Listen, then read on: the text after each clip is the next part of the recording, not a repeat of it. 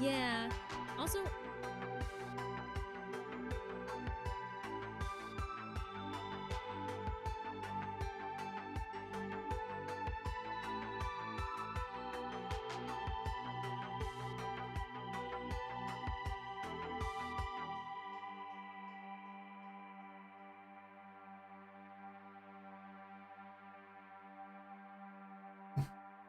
Thick sword.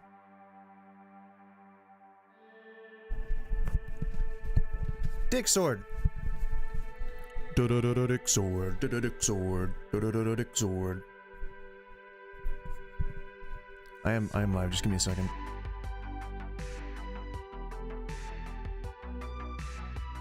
My bitrate's falling like a lead balloon.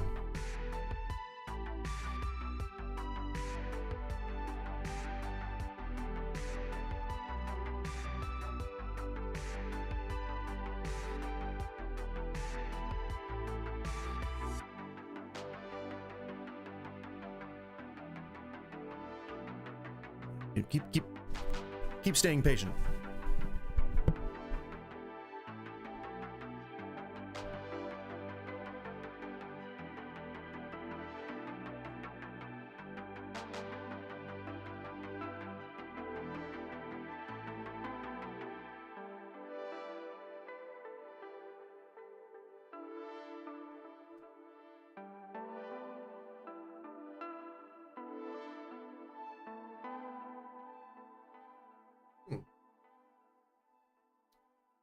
The thing itself didn't show up in my...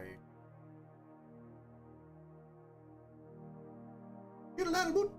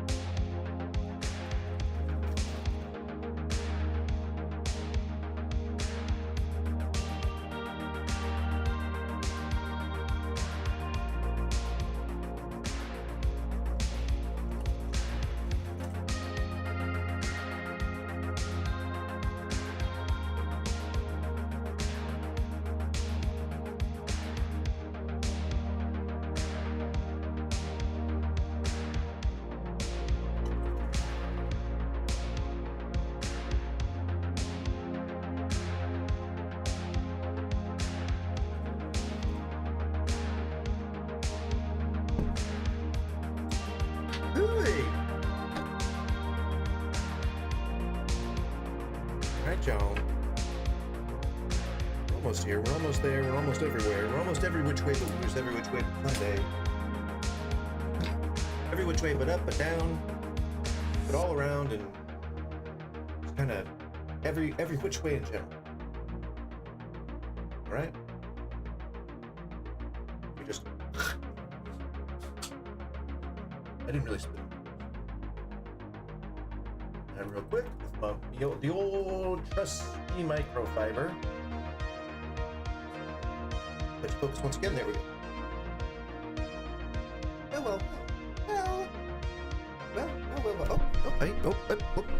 I forget that I didn't have this in its cradle. Guess I could probably do that now. Give me 1 second.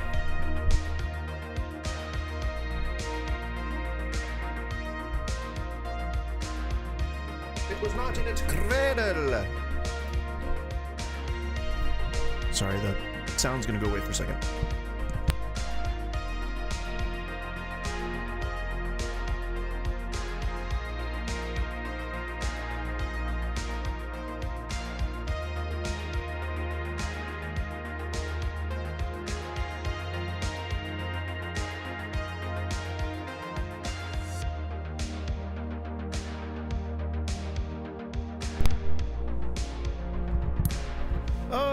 And there we go. See, that's, you know, you gotta love that about a cable that is a little smarter than like a USB, because functionality would have just broken if this was like a, you know, digital cable. Thank Fudge for analog, let me tell you. Thank Fudge. Thank Fudge. Thank the mother fudgers that created, you know, analog before digital. Is that a thing? Would that have ever been a thing? I don't know if it would have evolved like that. Something tells me probably not. So, today's Monday. It's weird, you know, isn't it? It's so strange. It's almost like we never left last week. You know, it's almost like we've just been streaming this entire time. That it's all just been going and going and going, and you know, it's like we're picking up seamlessly from where we left off last week. I know, crazy, right? Crazy. Anyway, today's subject topic is the same as Talk Tuesdays normally is, but if you notice, the title's a little different. We're doing MAGA Mondays. It's been in the pipeline for a bit. I didn't know if I wanted to just go like straight up MAGA Mondays, but I've been kind of thinking a little bit more on the content that I make, and you know, I kind of felt like maybe I was going a little too hard into the political or the controversial stuff or the debate stuff or anything like that. And I was like, you know, hang on, let me conveniently fade this music down so that my voice isn't drowned out. See, look, that's a nice, like, a good sort of intro fade out. Little effect there. And all I did was just turn down the volume. Crazy.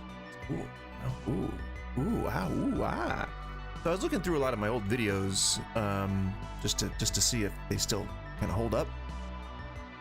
And coincidentally enough, they kind of do. So, pat myself on the back for that, I guess. At least my stuff has stayed consistent, if anything. My views on the manosphere, on the elections, on you know, all that stuff. Elections, well, I guess the election results. But yeah, you know, I guess I was kind of psyching myself out, thinking like, okay, maybe I've been going a little too hard on the political stuff, on the current event stuff. Maybe people don't like to see that sort of content all the time. And then I guess, you know, I kind of looked through my stuff and I was like, okay, I guess I do this a lot anyway. It's kind of what I built the channel on, was gaming on one hand and political stuff on the other hand, so I guess it's not so weird. I don't feel so apprehensive anymore covering, like, you know, MAGA and stuff like that. So it kind of just helped solidify my journey into incorporating MAGA Mondays into the schedule. Long, I guess, mildly long story short. So, it is Monday, which means that, you know, the results could be dynamic. We could see one call, we could see 2 calls, 3 calls, we could see none. Didn't mean to cough into the mic. Apologize.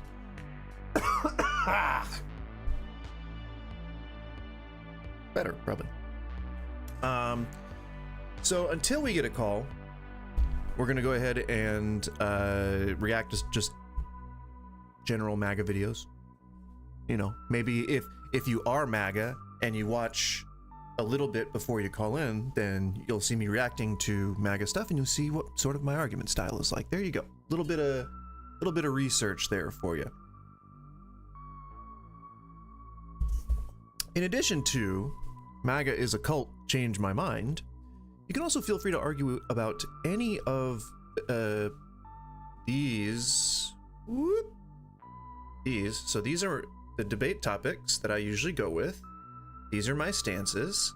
They are: trans people exist, MAGA is a cult, God of the Bible sucks and or is an asshole. Well, it is only 10 minutes into the stream, probably not. Well, ass isn't a bad word, you know. There's a donkey is an ass. There you go. The Earth is a globe. If you disagree, feel free to try to prove that, or at least convince me. I like a lot, and tipping sucks but is needed still.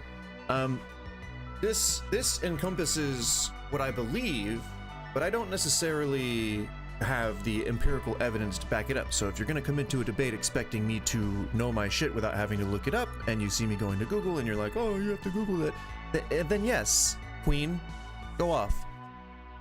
But that's like, you know, I'm just a normal guy. So, you know, I happen to know a little bit about business, But that doesn't really have to do with a lot of these. It's flipped. So like I'm trying to go left, but yeah, it's flipped. So it's like mirrored. You wouldn't want to see me on the other angle. This for some reason this is the best configuration. I don't know. When my head's sort of like slanted on my body, it's like, you know. All right. that wasn't a thing. What the fuck? I just yes anded myself. I don't know what I'm doing. I don't know what I'm doing here. Anyway, feel free to call in and talk about any of the, god damn it, any of the topics over here. But the main topic for today is that MAGA is a cult, and I'm willing to have you change my mind. That's it. Very simple. You know, I don't know, got a few websites that I've looked at over the last few weeks that talk about, you know, how to spot whether you're in a cult. And you know, it's all pretty straightforward. I mean, we can go through the checklist if you want.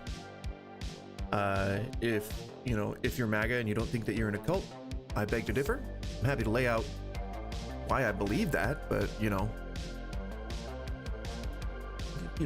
just asking you to convince me, so it's something that you say in 3 times in the last 5 minutes about, so, and then maybe a couple of more times in the immediate future. It's that much of a curiosity, Oh, there's one. It's a good way to kind of like convince yourself to not engage in habits that you're starting to form.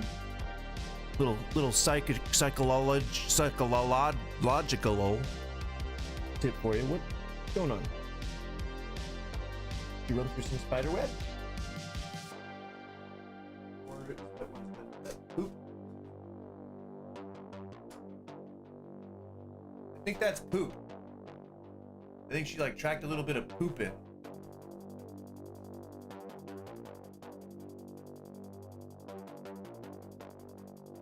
Just dirt. Just dirt. Coast clear. Throw this way. I'll be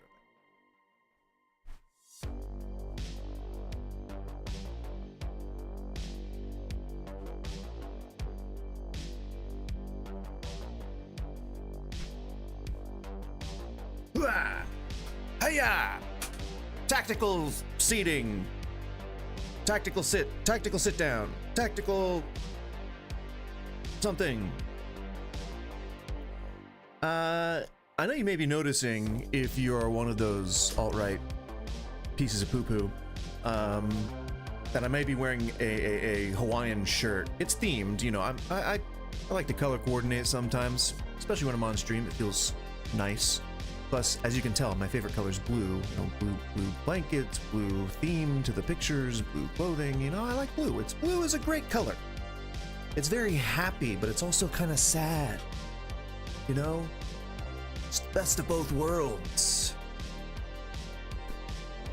Blue.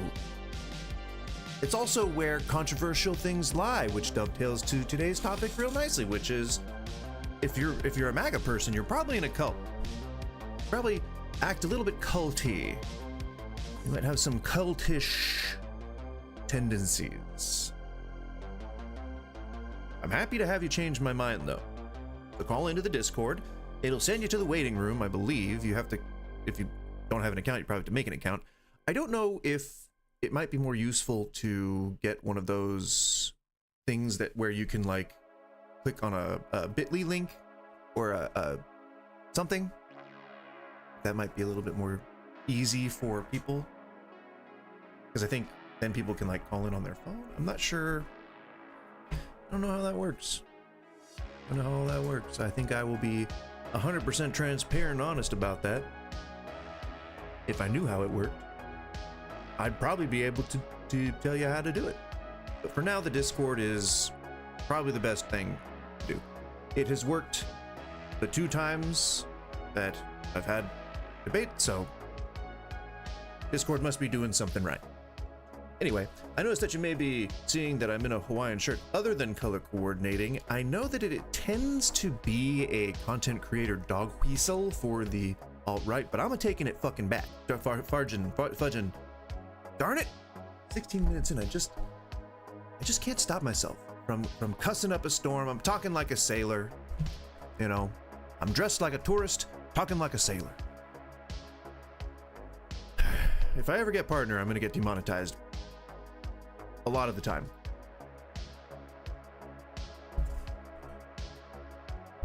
Isn't it crazy? Anywho, again, today's topic, once again, for the third time, and I promise I'll stop repeating myself so much. It is MAGA is a cult. Change my mind. Change my mind? If we're being title specific. Tomorrow is the normal first day of streaming. Today is kind of a bonus day. It starts at 11 a.m., goes to 2 p.m., and that's Pacific time. It's Talk Tuesday. It's gonna be pretty similar to today, except Talk Tuesday is more about the broader categories, more about all of these, and that will be like sort of encompassed in a debate a lefty, debate a atheist, debate whatever, you know. So a bit more organized, not more organized, I guess a bit more organized in my brain. Like it's more formal to me. Today's more of like a casual. I was gonna record a video, but I just feeling so lazy on doing that. Hey Hunter J, what's going on? I can't find the motivation to cut down 3 hours of stream into bite-sized pieces, because before I was using like AI Opus clips to do it, and they weren't good. The quality was okay, and it's expensive. I thought it was gonna be like enough to get all of the stuff that I needed done, like auto posting, you know, without me having to really put a lot of effort into it. And the titles were bad, the hashtags weren't optimized, the descriptions were all like just AI slop, and it was it just wasn't good. I don't know. I think AI's got a little bit longer to go, or maybe I wasn't using it right. That could have been it as well, because I can't just like sit there all day trying to optimize for every single little thing that I'm trying to have my videos. I just want something to chop it up for me and post it to the internet for me. You know what I mean? When you say tipping sucks but needed, do you mean the tipping system is needed, or that you still need to tip until the system is changed? My opinion on tipping is that it is so in America, exclusively based in America, tipping culture here is so entrenched in society that until we can get the sweeping legislation that we need in order to fully change the industry and have everyone pay a fair wage no matter what position it is, tipping is, you should still tip. And I think that people put way too much sort of like martyrdom into it, and people like they claim entitlement all the time, and so yeah, I don't know, I push back against all of that kind of anti-tipping culture is what I'm against. So I am pro-tipping, though I do advocate on the side of sweeping legislation. Well then, Hunter, I'm sorry to say we might be allies in this eternal struggle, unless you're religious, in which case then we'd have something to talk about probably. But hey, you never know. Stick around. You know, the more people show up, the more likely it is that we'll get someone who wants to talk some mess. So it's not even really about talking mess. It's more just like I don't know, opening the forum of discussion to put on display for people to see and either agree or disagree with. It is fun though. It is fun You know why? Because I have fun just being here talking to myself. So imagine how many more people talking back and forth would be even more fun. That's like 100% more fun if there's another person here. Imagine if there were 3 people here. Imagine how much more fun that would be. You know? Even the chatbot makes things more fun. I have ADHD, so it's I'm easily pleased by shiny things and moving windows and things like that. Chat windows. You know? Could hyperfixate. Spend like 16 hours watching Salty Bet.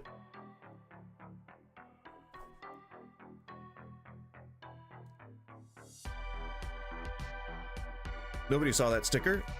I should just probably take that off, huh? This is a cigarette vape. It's not, you can't take it off. It's kind of printed on there. Well, I got... I broke all my own rules already. Oh my gosh. Okay. Well, while we're waiting for a call, let's react to some generally shitty videos. Guess what this guy's opinion is? Just take a guess. I'll give you 1 moment. And then I'll play the video and then you'll see if you were right or wrong. Here we go. I don't want to say that there's a type. And I'll just leave it at that. Texas Democrats, man, you know, you guys are a bunch of wusses.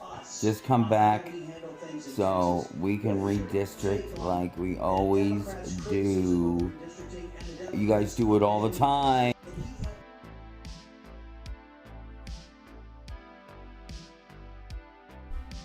There you go. Were you right or were you wrong? I was right. Apparently, gerrymandering is something that the left does just constantly.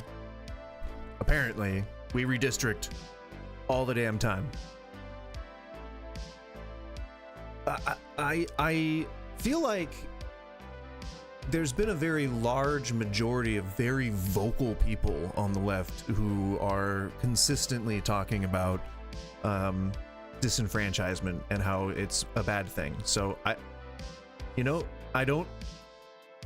Maybe let's just look it up real quick. When was the last time a blue county redistricted in what's a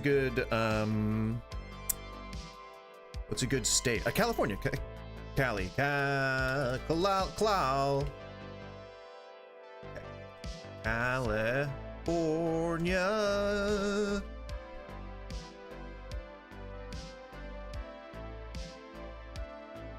Let's see. What, 2022? Was that what it said? Yeah, it looks like, oh, for the next decade. Redistricting happens once every 10 years. So wait, so they do apparently the left does it all the time?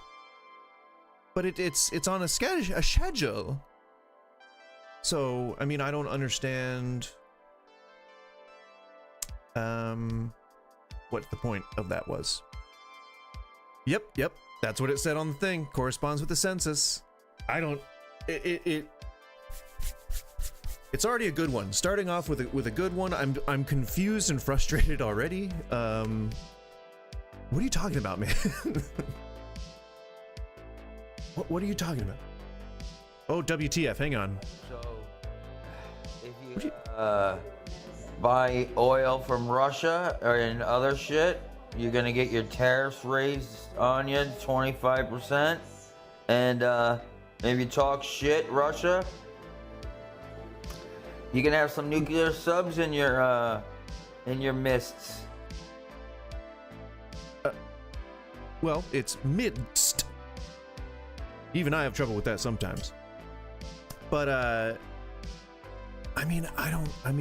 don't think that that's really a concern for Putin right now. I think everyone's just trying to distract from Epstein. Everyone on the right, every single person who Trump has ever called in favors from for whatever his vice is, little girls. You know, I feel like, I don't know, he's trying to put on a show so that perhaps attention is drawn a little bit away, you know? Yeah, like, well, I thought of Gorillas in the Mist when he said that, and that's a pretty badass. Like, I mean, I don't know if the documentary itself was badass. I remember seeing it, but I wouldn't say badass. I guess nature's pretty badass, but I would say more like majestic, and also more of the concept of like a group of gorillas standing in the mist.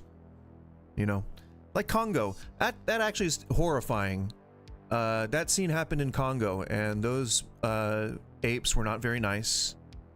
They had to get laser beamed to death. So maybe not a good thing. Maybe not especially a good thing. But I mean, he's just saying like, oh, Russia, Fafo, Russia, see what happens. I mean, you know, it ain't a thing. I don't think that. I mean, it's a nothing burger. If you'll understand, if you'll accept the turn of phrase, because man, right now I want a burger so bad. Hey Amy, how's it going? I love burgers. Oh man, I love burgers. Oh, my wife texted me. I was hoping that she was gonna be texting me asking if I wanted burgers, because I would have said yes immediately. But no, she wants like sisig, or she wants like pasta. Man, why can't I have a cool wife who likes smash burgers? You know? Hey, old helmet, what's going on? Man, I guess Monday's the day, you know? I guess Monday's the day. Gosh darn it. Yeah. I'm offended. Well, no, so what's happening is we're trying to like keep things on the low when it comes to like spending money on burgers, because next week in my city is the actual certified burger week. And so there's like 100 different restaurants that are all doing different like burgers, but for some reason the majority of them have pineapple on them. I'm not sure why. I'm not sure what about this summer makes it a pineapple summer. What makes it like, I live in the PNW, if you don't know. Like, I live in the Pacific Northwest, and like, what is the appeal? Like, what in Oregon, Hermiston, or Washington, Hermiston, I think it's whatever. Hermiston is a city somewhere in the Pacific Northwest, and they're really well known for watermelon. Why wouldn't you do like a summer watermelon, right? Or is it because there's like because we're talking about he was talking about tariffs, right? He was talking about tariffs. Maybe there's some kind of tariff on like something.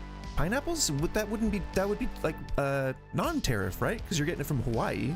Like the majority of those are from, I think, the Dole plantation. They supply 2/3 of the state's pineapples, as does like, I think California supplies a bunch too, or something. I don't remember. I don't know that much about logistics, but boy, do I sure love a good burger. So if there's a way that I can facilitate quicker burger delivery into my gullet, I'd like to do that. I like burgers. I want more of them at all times. I know, yeah, I was thinking Russian watermelons. There must be something in the supply chain of watermelons. And maybe pecans as well. I don't know why, but I just thought I'd throw that in to make myself sound more legitimate. Or like an authority on the subject. If you're just joining, I mean, I know that you guys that are here, but if you're not chatting and you've just joined, then welcome. First of all, I'm Goose. I don't even think I said that at the top of the stream. I don't think I said anything about my name, anything about my channel. All I said was that I'm adding Monday to the schedule. I am so all over the gosh darn map. You know? You would think that I had some kind of neuro spiciness. Potentially. Oh yeah, I shake my head all the time. What's up, everybody? It's Reckless. So, we are the hottest country Wait, around, man. America. Oh. We are the hottest country, man. I thought you meant like temperature-wise. It's what's happening, man. He's done it. He's done it, man. Trump has done it. Done what? We're the hottest country to trade in. When was this? I mean, how do I? GDP was what? Exceptionally 3%. High. Under everything's Biden going. It's crazy, Jobs man. Act created a lot of wealth he's using the investment. tariffs to struck help down the our bill. workers. That He would have invested more stands into, for our workers. Microchips You and know, stocks, things like that. Microchip stock. He just what? Silicon Valley. $1.3 trillion from the EU. It is, I guess, the hottest country on the planet, the hottest new country on the planet. You know, it is relatively young compared to the others. So, you know, we're taking the bleeding edge. Oh, this guy pissed me off. I saw this already. Like, I watched this because it started playing automatically. Oh man,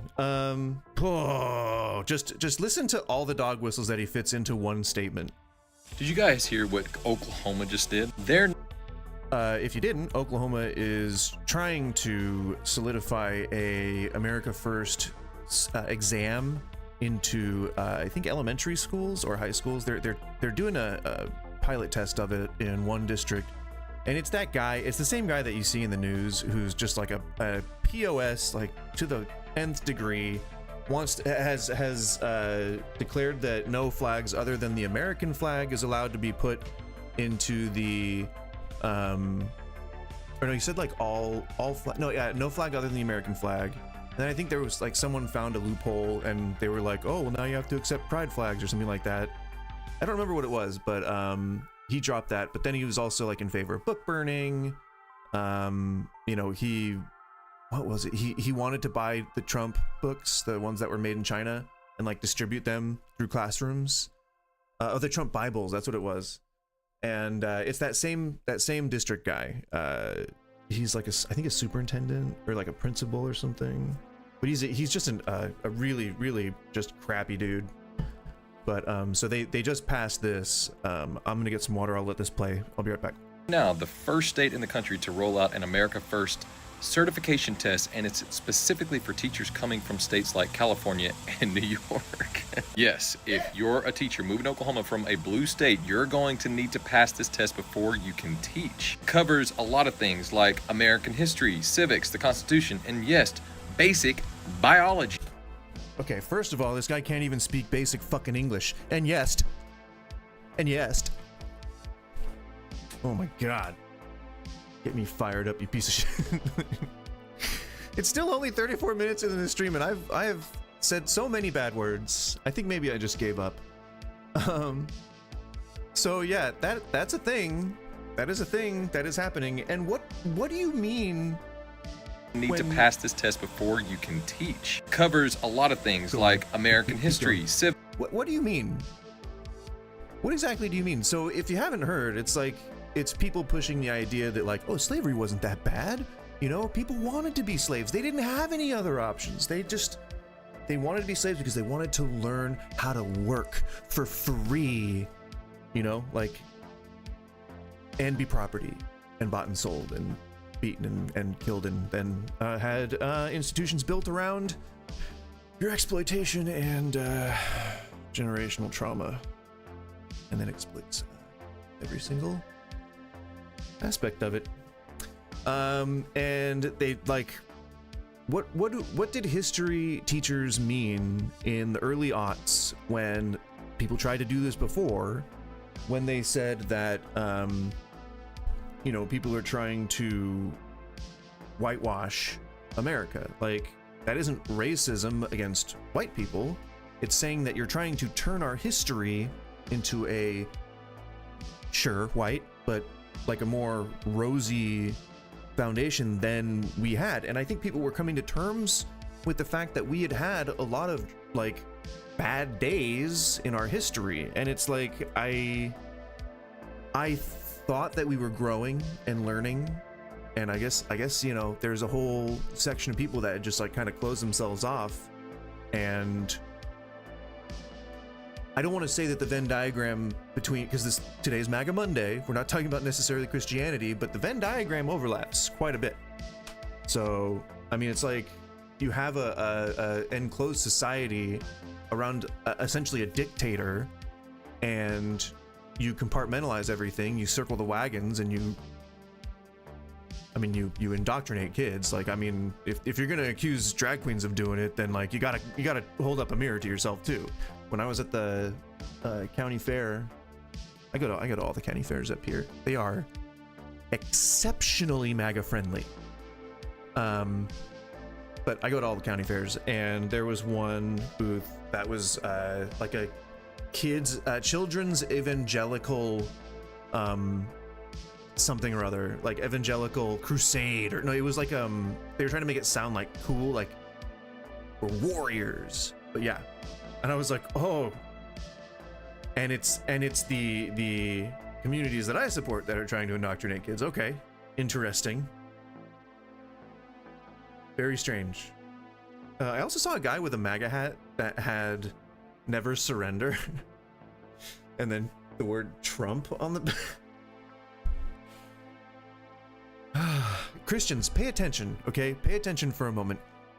Didn't they say when they were talking about the mark of the beast that it would be on the head or the hand, potentially, and that he would pervert all the laws? You know, like not committing adultery, having other gods before God. I mean, Christians, we can talk about the book of Revelations, because I was an eschatologist for a while. You don't want to say eschatologist because that implies a different profession. I don't know. Let me stew on it. She asked if I felt like cooking. You guys get it? Do you get it? Do you get it? Am I funny? Do you get it? Ha! Don't you dare, Amy. You know, I'm sure that people who claim to be MAGA claim to read the Bible all the time, fervently, and almost like unendingly. I'm assuming. I don't want to just put anyone in a box, except this box, where we can debate if you'd like. Hey, you like that? Hey, let's see how she reacted to my joke. Nope, she didn't like it.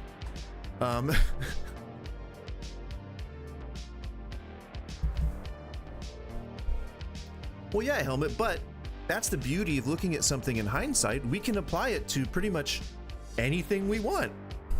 You know, I mean, we could say Mark of the Beast is referring to Nero. We could say that Mark of the Beast is referring to Charlie Chaplin, Adolf Hitler. You know, like it could be anything. But I mean, if you think about it, you know, we have a guy who wants to be a dictator, wants to be a fascist, rule the world, whatever the claims are that the left makes. And so he has a hat that is like his symbol, and like it has, you know, if you wear it, you're like a member of the crew, you're a member of the club. So, but what about the wrist? What about the wrist? I'm thinking, like, did he ever try to release a product, or has he talked about releasing a product that has anything to do with like watches? Because I don't think I can substantiate that. I mean, we're pretending already with like claiming that the Bible would even be close to true. But if you're a Christian, if you're a God-fearing American man, then you can't not see the parallels between Trump and the Antichrist. I mean, I'm just saying, I know it seems weird, but just think about it. Refer back to the book that you follow, you know? But yeah, so American history, civics, which what exactly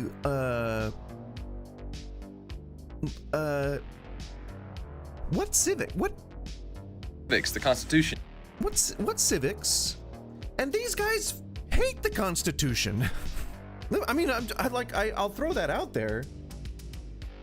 The right hates the Constitution. You know, like freedom of speech.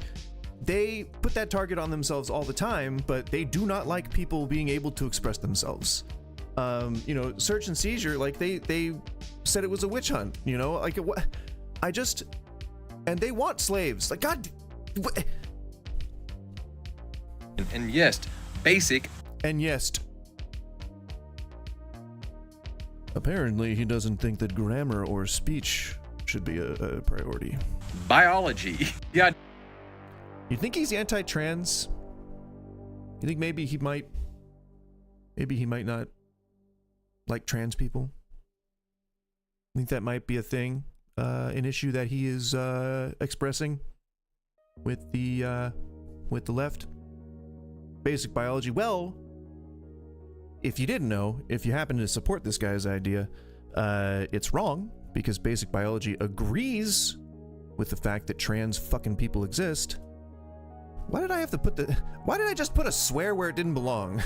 I use those to punctuate things. You know what? That's passion right there. That's right. I'm an orator. I can't be much of one if I mispronounce the name or the word orator. But you know what? We got here somewhere. Oh yeah, he did say yes. You heard it. It is simple. If you're going to teach kids in Oklahoma, you need to understand and support the values that built this country. And no. Oh, so freedom from religion, as well as freedom of religion, freedom of expression, freedom of assembly, the ideals of protest and civil disruption, which, you know, could be argued would be like what fleeing a country would potentially be looked at as. But let's not like give them too much credit. I mean, they were Puritans. You know, I mean, how bad does a society have to be towards religious people or your religion for, you know, for you to go and oppress yourselves elsewhere? Or repress, I guess, if we want to go with the right word instead of the wrong word, which is what I said in the first place. Then you would go with yellow. No, it's not about party politics. It's about truth, responsibility, and respect for this nation's foundations. Oklahoma education. I have to wonder what you would put in that history book if you were this guy. Probably some apologetics. And yeah, I guess yes would make sense. Ryan Walters said they're not going to let radical agendas sneak into the classroom.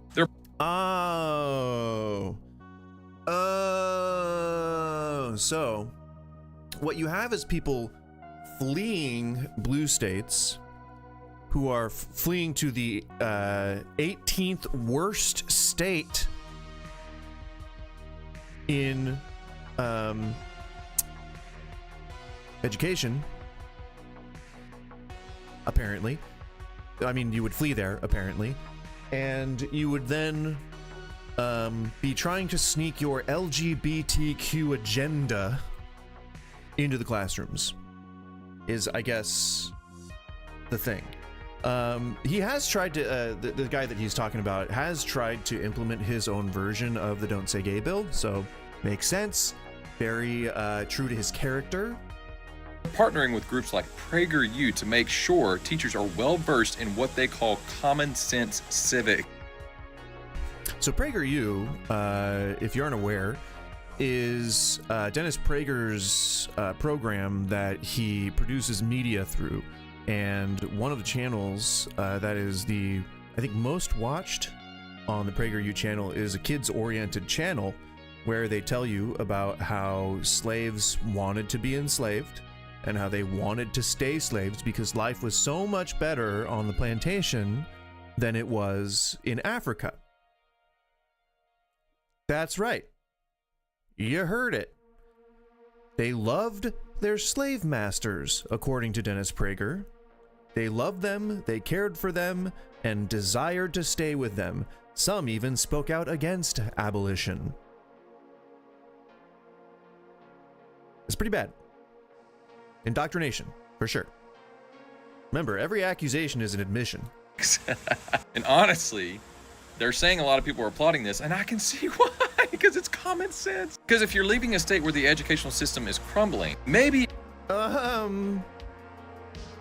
Oklahoma is one of the worst states for education. Like, nobody, you would have to be really, really privileged and have never had to touch the public school system. You would have to have just never been in that arena at all to not know how bad Oklahoma's education system is. You know, like, I know they had to have a whole underground railroad for it because they loved their slave masters so much, right?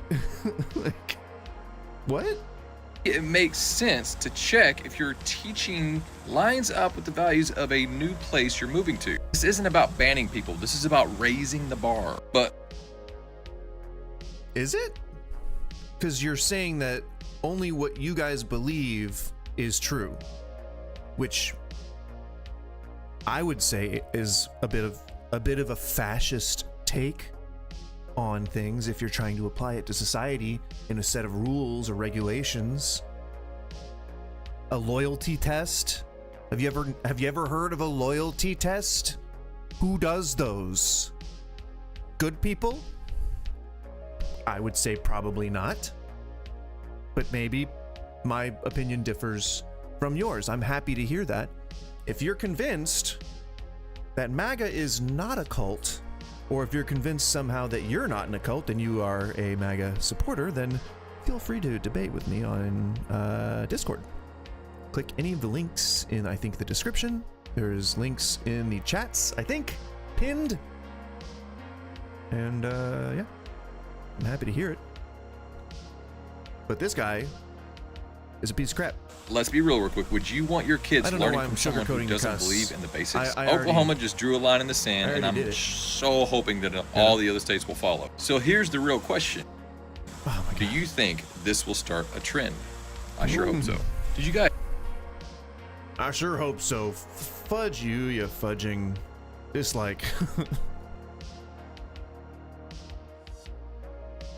Nick's Right podcast. Oh, yeah. I wanted to see if this guy had any other nuggets.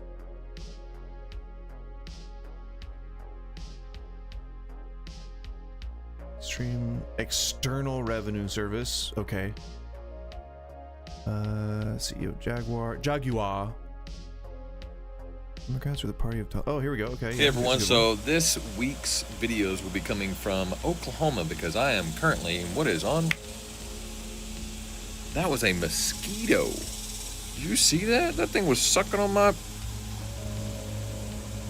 That thing was sucking on my face. What are you doing? What are you doing? Ooh. What is your content right now? Stood for free expression. They marched for civil rights. They pushed for inclusion.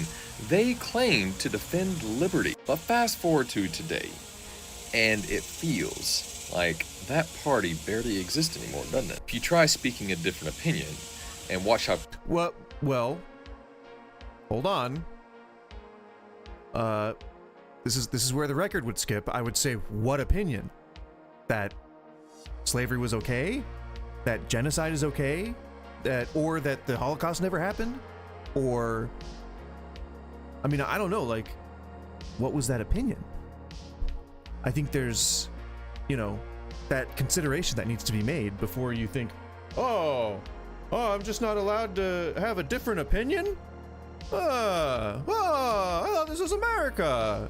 Quickly, you're silenced. No, silenced. So, you know, I mean, this is the same rhetoric that like the anti-vaxxers during the COVID pandemic said, you know, like, oh, I was canceled. Oh, I was silenced. No, because you refused to wear a mask. If you're the kind of person that believes that your rights stop where mine begin, which is the Constitution, the way the constitutionalists would look at it, then, you know, just do that.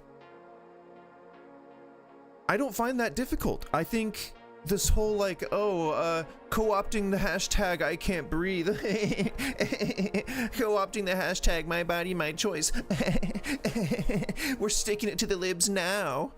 It's just like fucking children, like acting like 3-year-olds, doing the same like tantrum bullshit, not getting my way. Oh. Like, ooh. It's very frustrating. The left is the party, and I don't know that I would necessarily throw the Democrats in with the left, but there are plenty of left-leaning Democrats.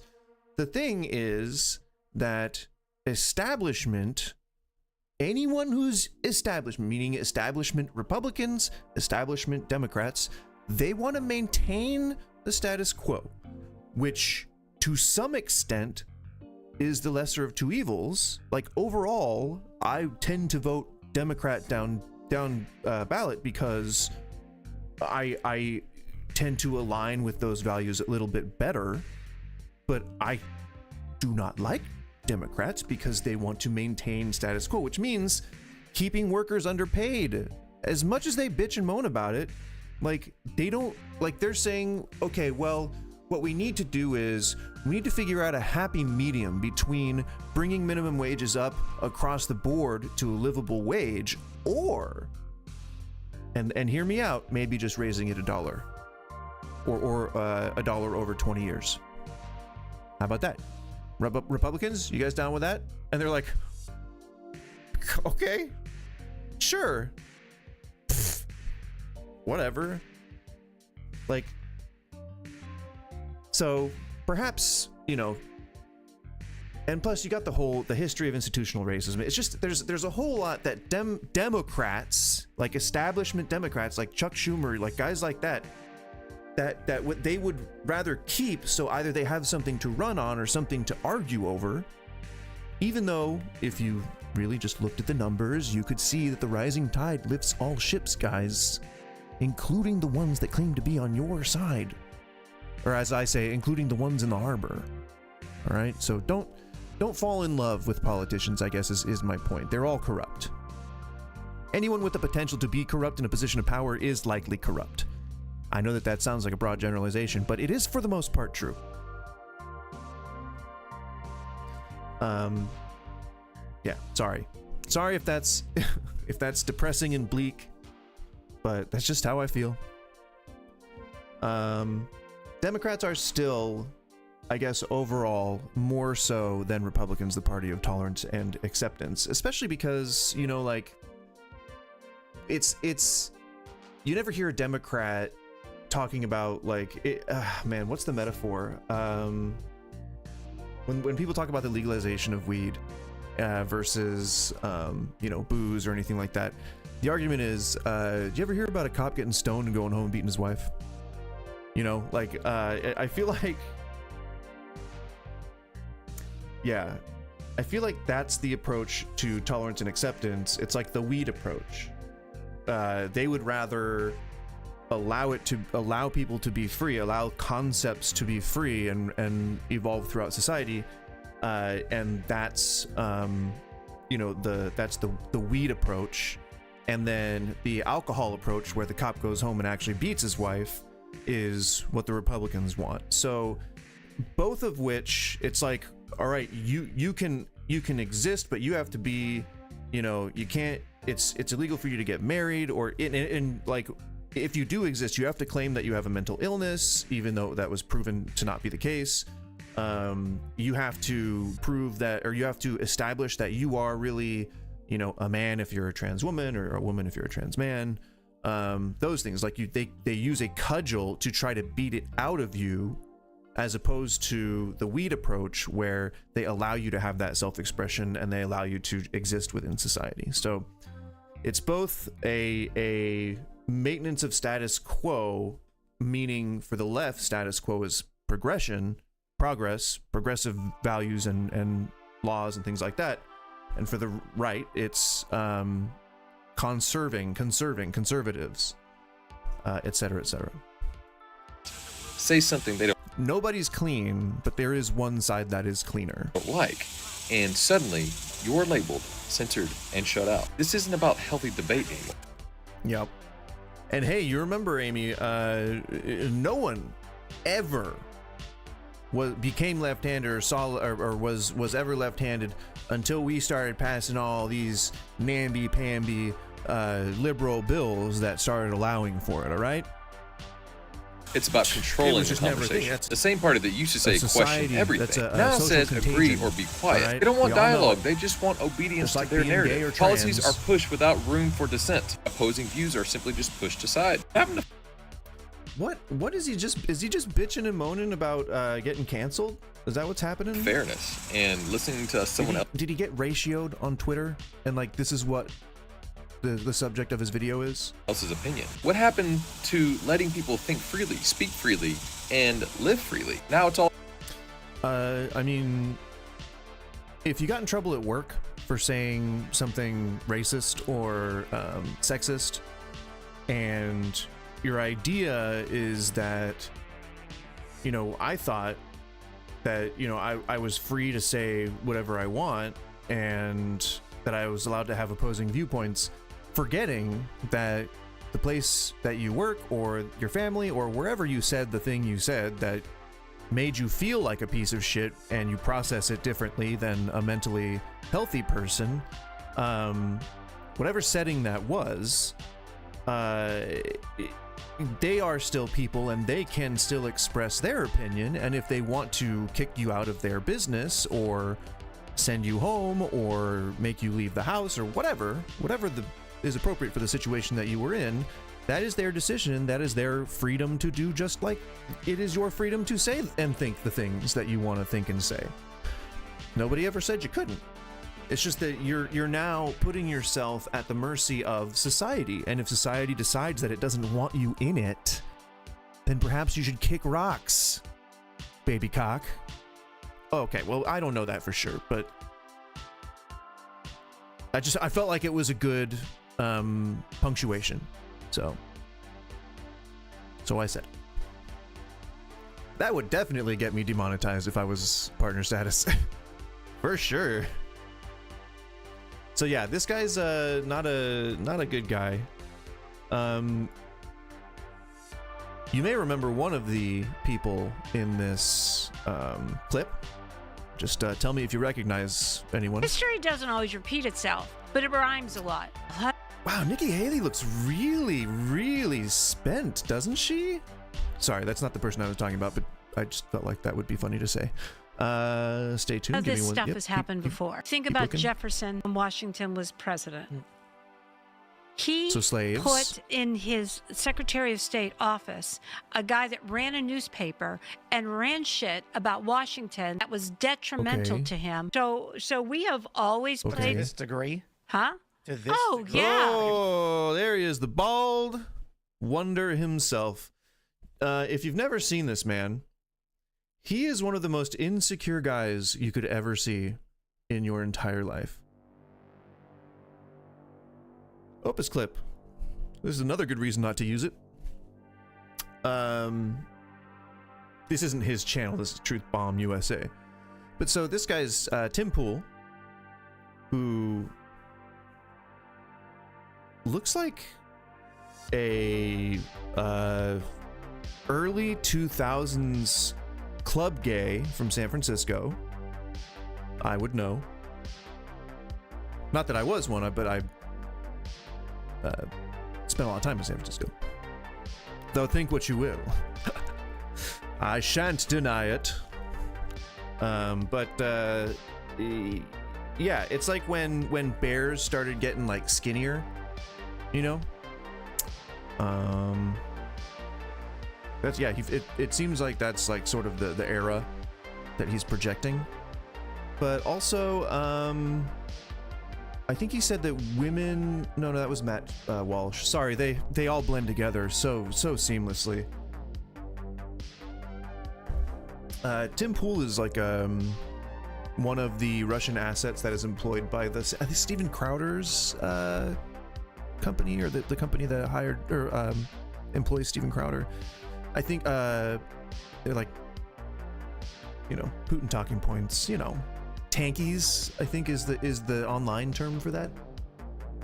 But yeah, so I don't know which presidential era they're talking about how like our forefathers, oh yeah, like they hired people with opposing viewpoints. I think they're talking about it like they're being oppressed when Donald Trump is the one signing executive orders to get personalities, like media personalities, fired. Like, look it up. Accusing him of treason against the United States. Oh, take a look at the election between Adams and Jefferson. That was. I mean, so if he's either talking about a reporter saying that Trump was committing treason against the United States, but like, come on, man, like people say that shit all the damn time. I am sure there are like millions of tweets on Twitter on right now. I refuse to call it anything else. I'm sure that there are 1,000 tweets that all have something to say about, you know, Trump committing treason, and the same thing about like Obama committing treason. Same thing with Biden committing treason. Like, I'm sure that there are a ton of tweets and personalities who are saying that everyone's committing treason. Like, it's not a targeted witch hunt, and it's not like something that there needs to be like a friggin' podcast about. For the record. What record? My mental record? My brains? My brains? And I also think Zoomers are really good at dehumanizing people that they don't know personally. So like with the Epstein case, I think That is true. I think we're overrating the empathy of people seeing a name and a face through a screen. Because if you just scroll Instagram Reels for 10 minutes, you're going to see some of them. Now, I don't think that this is talking about any of Trump's victims. I don't think that this is talking about any of Epstein's or Maxwell's victims. I think he's talking about Trump. I think somebody perhaps asked this guy, like, what do you say about Gen Z shying away from Trump after this whole Epstein thing? The obvious answer is, well, because he's a friggin' rapist and pedophile. So, I mean, that's pretty clear. Kids tend not to like those types of people. Adults tend not to like those types of people. There you go. There's your answer. But I think instead what he's doing is he's trying to bend over backwards to make it sound like it's Gen Z that's the problem, or Gen Alpha that's the problem, or it's Gen whoever that's the problem. Which is an interesting approach. And his argument is that, oh, well, it's because the internet desensitized them. You know, you're spending all day scrolling. You're not going to care that somebody's being persecuted and preyed upon and just maligned like Donald Trump is. That's the reason why they're shying away, why they don't seem to care and just keep repeating, release the Epstein files. So complicated. Most brutal criticism of strangers you'll ever see in your entire life. So it's like, I wish that were the case, but I really don't think it's like an empathy thing, because I think even me, just because if that's how we grew up, we just see like, oh, well, that doesn't happen to me. That kind of stuff doesn't happen to me or my friends. That's something that happens far away, and there's not really much empathy. And I also think Zoomers are really good at dehumanizing people. I mean, he just described that he had privilege, but that was pretty much his only point. I don't know. I wasn't really that close to it. But release the Epstein files. Like, how hard is that? Come on. And you still have every right to say that. See that? Nobody's getting canceled. I'm allowed to say that this guy is like a piece of shit. Freedom.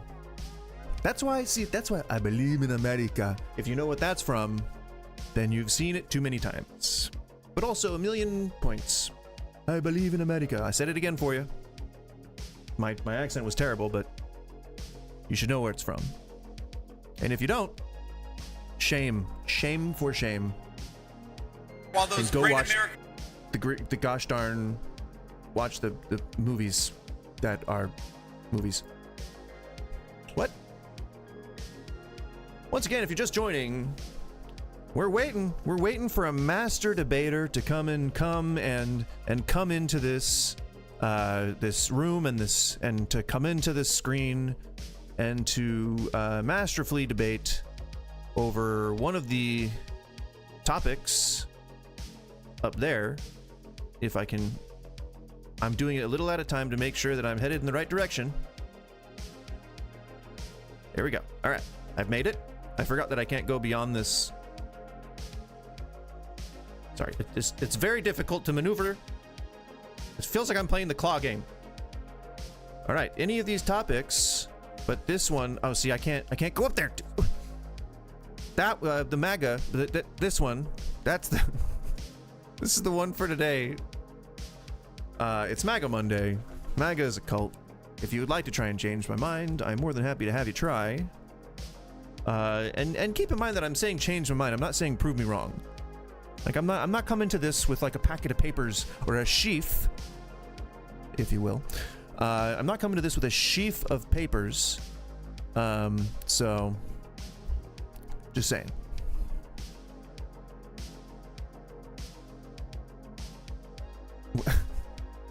Amy, are you okay?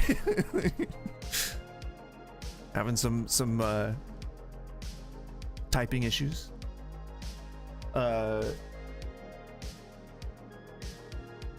Don't look at me like that. Ay, ay, ay, ay, ay. Because for 40 years, while those great American factories closed their doors, we know what went right along with them. Oh, It hey, was Collected great Edits. American jobs, Sure, it if you was want. great American I dignity, think and it I'm was here great till like American 2:30. wages. It's like 12 o'clock And we now, so a couple know hours that still. because we're making yeah. smarter Please feel decisions free. in Washington, D.C., we are going to reward all of you for the great work that you're doing, and we're going to Sorry. If you're on Twitch, you're not seeing me talk to the people on YouTube, so I have to acknowledge that. During Trump's first term, I sent him a holiday card imploring him to do good. I got a Christmas card back from the White House with a big glossy photo of Trump. Cool. That sounds about right. What I would have expected. And then Collected Edits said he's going to join, but he has to go and be back in 15 to 20 minutes. And I just said that I will still be here. So yeah. And then he said he'll be back soon. I don't know why I pointlessly gendered you. I did not mean to do that. They will, until we figure that out. For the record, I'm a boy, and my name is Goose. Well, actually, I guess I could say that I'm a goose. But I don't really portray myself as one. I used to have an avatar on here that that would talk like with my speech. It was fun, and then it broke, and couldn't figure out how to get to work again. That's the long and short of it. I just didn't want to tell a long-winded story. I could have, because there's more to it. It's annoying. I just don't want to bore anyone.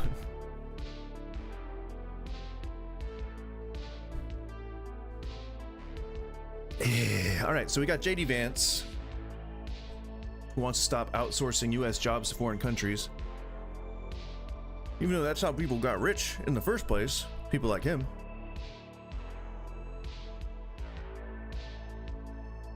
So, I mean, I think this is just shameless pandering. Everyone does it, both the left and the right. But it's just so much more obvious. You know what? It is obvious when the left does it too. While those great American factories closed their doors, we know what went right along with them. It was great American jobs, it was great American dignity, and it was great American wages.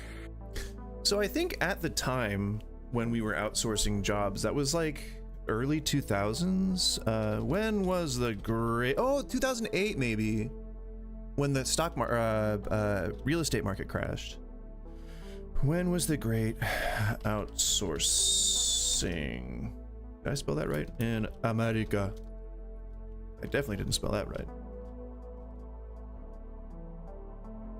Yeah, 80s and 90s. Okay, so yeah, places like Japan, Korea, India, China, all those places, they started educating their students on like so much more advanced engineering things and like medical stuff and like all the bleeding edge technology things that we now kind of take for granted within Silicon Valley and the Pacific Northwest with Intel and Microsoft and all that stuff.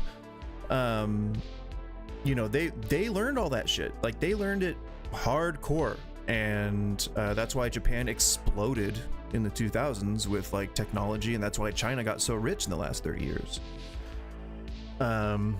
So it's, you know, it's not surprising that we would have tried to tap those resources at the time. And you know, I think that I don't know that people were necessarily thinking, you know, let's get these people to move to America. I think what they were thinking was it's cheaper to have the factory in China where we're paying cents on the dollar for real estate. Why not just open it there and see if there's people in those advanced, you know, classes and placements, like try to recruit them. That all makes sense to me. I mean, I don't know if that's exactly how it happened, but I mean, that's, if anything, that's a boon to the American economy, because now we can concentrate on more complex goods as opposed to trying to produce raw goods, which now cost a little bit extra if you're in any kind of manufacturing field. Whoops. No steel for you. So yeah. I think, again, this is just shameless pandering, but it's like the bad kind. It's like saying, like trying to rewrite history. What can you do, you know? So just to update you guys, I think we got someone who's willing to come in, talk to us about something. Probably MAGA being a cult or not being a cult, as that is the topic for the day, or one of the other culture war issues that exist on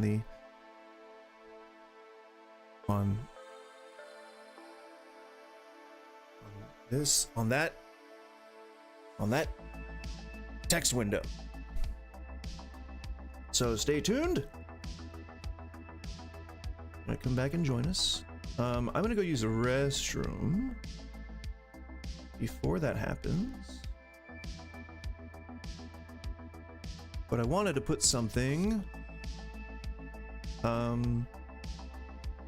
right, let's see if we agree with this. Exactly, that's the same way I see it. And when you think America first, is it really the American people first? We only have to look at the policy and how it affects the American people to see, and also compare that to the international business interests. I did a video about a year ago talking about how it feels like the American people take the hit to allow the dollar to go further for other countries, but actually hurts American people more based on some of the same policies. And when we talk about what is America first, make America great again, are we really talking about the quality of life for the American people, the working class people, the middle class, every economic level outside the ultra wealthy? Or are we talking about the putting first of the international business interests who maybe have an office in the US? Because it certainly doesn't feel. I mean, I don't know if I heard enough of that to know. Could America First also represent benefits of offshore steered investments? What? You mean like your companies that you have overseas? I don't know. Not if you're, if the laws you have to obey to do so are the other country's laws, then no, it's not. You don't really consider that to be part of America First ideal. I don't know. That's weird.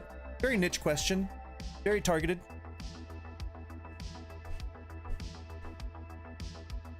Getting water.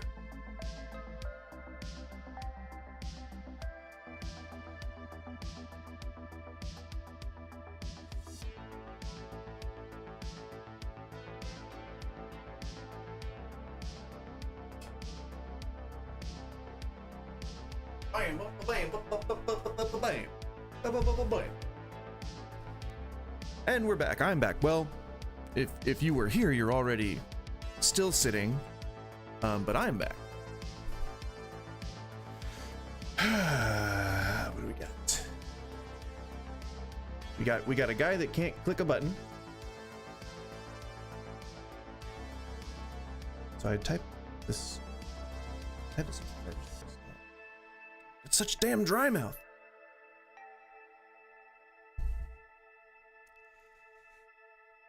As is always the case with ADHD medication, as well as the old 420 cannabinoid treatment. I said both, Amy. Oh, my back. Ooh. I gotta stretch more.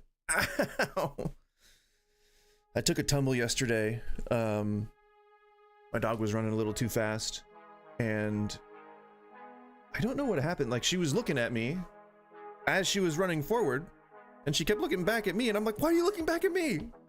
And so, like, I started to kind of trip, and I saw myself tripping. I saw myself, like, I knew it was gonna happen, and so I started to tumble, and like, so I had to like shove her out of the way so I didn't fall on her. And then I did like this combat roll thing where I sprung back up to my feet. My wife was like, "Are you okay?" And I was like, "I just saw myself. I saw myself going down. I knew it was gonna happen. I had to do something." Be an action hero. But yeah, my back is, I slept weird, and so it's been it's been aching all day. Owie. America First documentary.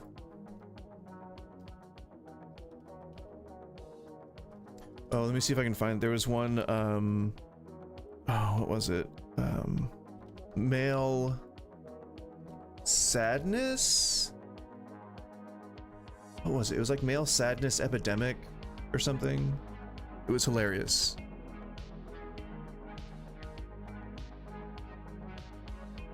Oh no, male loneliness. Male.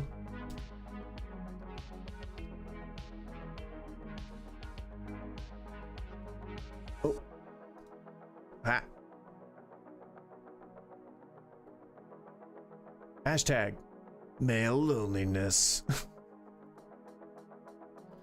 Ay, ay, ay. Poor guys. Well, see, I believe that.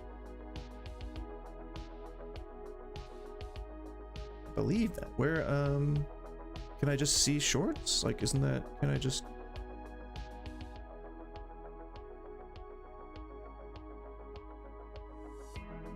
Oh, see, now this is, I think, might be a good take. If you've ever felt lonely, please drop a comment. I want to hear how you're feeling. I want to hear your story. This isn't just a fan base, it's a community we're building here. So let's build it. Let's connect. That's healthy. You never know the friends that might be out there waiting for you until you step out the door. That might be healthy. And go try to find them. It can be life-changing, but we have to try. The male loneliness epidemic exists, but it is our fault. Yeah, okay, yes. Society has changed, yes. But we need to change with it. There you go. There you go. That's we need to adapt with it. This is 100% something we can control if we just care enough about it. Stop suffering in silence. Hey! It's gonna feel vulnerable at first, but you have to do it. Can't grow unless you step outside your comfort zone. That's good. That's good advice. Join a community. Get yourself into a community. This was the one that I had seen before. Oh, here's probably a good one.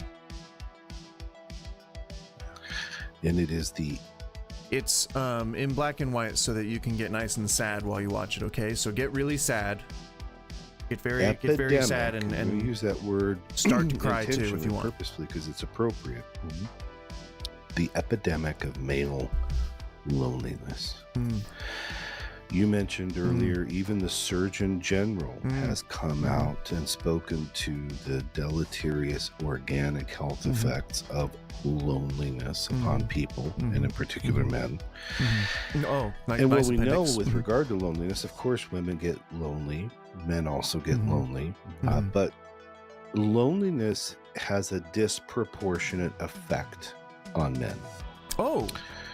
Quick little Google interesting. research tells us that for men since 1990, the number of close friendships that men have has decreased 5-fold since 1990. Because of the advent of the and internet? Interestingly, although younger men are supposed to be sort of equipped with more communication skills and sensitivity and all the other things. Hold on. Did you teach them that? Because that's what that means. It doesn't mean that it's society's job to teach young men all these things. If society is saying, well, they should be better adjusted when they grow up, that means that their parents need to be better at being parents. That's really all that means. I hope somebody tells them. They're the most isolated. That age, that cohort report higher levels of loneliness. What age? Which age? Which age? What are you talking about? Supposed to be sort of equipped young with men. more communication skills and sensitivity and all the other things. They're the most isolated. Young males are apparently the most isolated social group. Well, let's just take that as true. Let's assume it's true. And let's say, could it be the parents' responsibility to make sure that they are prepared for living life? That they have all the tools that they need to succeed? I'd argue yes. That age, that cohort report higher levels of loneliness than any of the other age groups when this kind of survey research occurs. 18 to 24. Okay. Yeah. When hormones are raging in general. My music. Oh, God.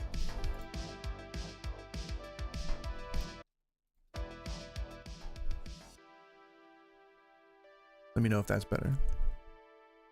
My bitrate is all over the place. Crazy. I don't think it's going to get better if I close these windows, but it might. I'm not even really looking at them. Yeah, let's close those windows. Yeah. Get with the program. So 18 to 24, you're just about to get out of high school, go into the workforce or go into college, and you are at a very awkward phase in your development. Like, your brain is still forming. You're just at the height of a journey through puberty. Like, it is like 18 through 24 is a highly volatile time in a young man's life.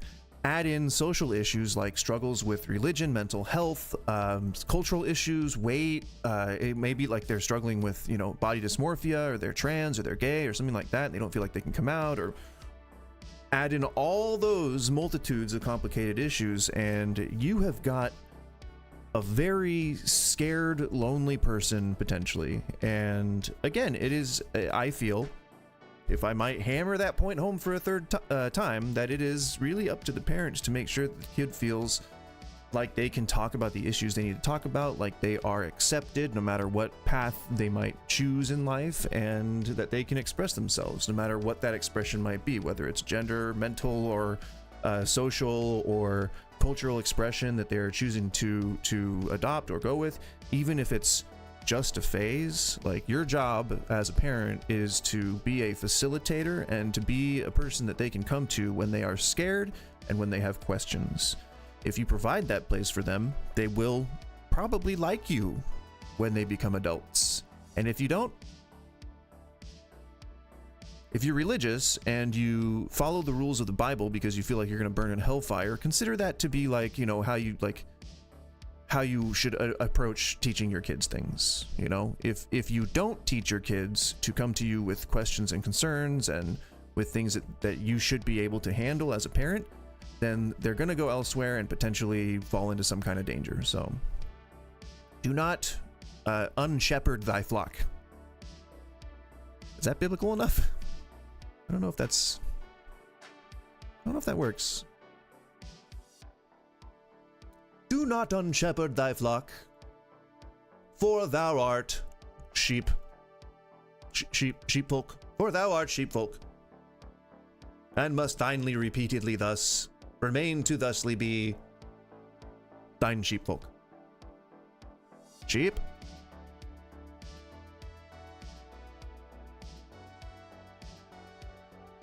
See, so I think the problem that I have with the term male loneliness epidemic is the fact that it seems to be really only a thought that is held by sort of like alt-right, conservative, fundamentalists, yeah, and then like the trad wife. Is there a female version of the word simp? Or is it the same thing? It's the lingo is still a little too Gen Alpha for me, or too Gen Z or whatever, because to me a simp meant simpleton, like an idiot. So I don't know if that's I don't think anyone really uses it that way anymore, which is so strange. The evolution of language. If you don't believe in evolution, now it's funny because the Christian that I talked to last couple of weeks ago, I forgot his name, Little Mo, I think it was. He said that he believed in little e evolution, but not big E evolution. And I was like, they go hand in hand. Like, it's the same thing. You can't just choose what parts of concepts that you adopt and which ones you say, oh, no, I don't believe in that one. Like, but he did the same thing with the commandments, too. He was like, you know, oh, well, let's take that commandment out for this analogy. Like, that's the one I'm talking about. So it doesn't matter if I've sinned in any of those other categories. No siree, Bob. The truth about male loneliness. Equality for all. Hey, come on now. Men. Yeah. And the thing about is resulted in men's loneliness was built by men. Yeah. And we did it. The thing about men is every element of this society that men have kind of constructed, I do think ultimately is built down to competition.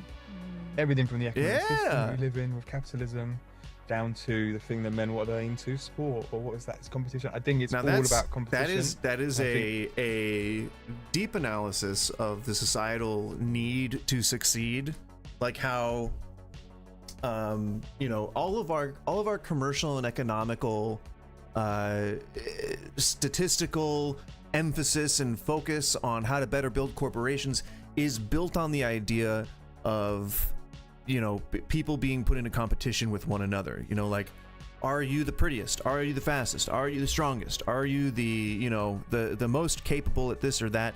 And it's because it perpetuates those economic and cultural systems. Like, I think that there is enough general evidence out there culturally worldwide. If you've been anywhere other than America, you probably know that there are cultures where women are larger and more muscular, or where, like, traditionally, you know, where women tend to have more dominant roles, or where it's a mixture, where governmental systems are different, and, you know, some tend to favor women more. It's matriarchy, or you know, it's seen in a lot of native cultures. It's seen in some, like, still modern cultures. Like, it's if we in Western society had never tried to shepherd the genders into specific arenas, like women are meant to be dainty, men are meant to be strong. If we never had those ideas, one could say that we might have a more homogenous sporting complex as a society than we might these days. And one could also argue that it might be a little bit more entertaining. Gosh darn it. Can you imagine? That'd be fun. And that brings up a very good argument towards the whole like trans people in sports thing. The way to solve that is just to break them up by weight class. Break people up by weight class. Put all the genders together, break them up by weight class. There you go. Easy peasy. But just almost choked on some spit.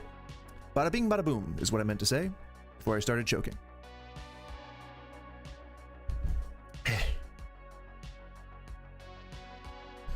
So yeah, that guy had a good view. Good view. I couldn't have thought of something better to say. Good view. You did good. So I didn't see this button there that said shorts. And now I did. So here we are. Trying to find one that is like a good take, or like a not a good take, but like a bad take, a good bad take.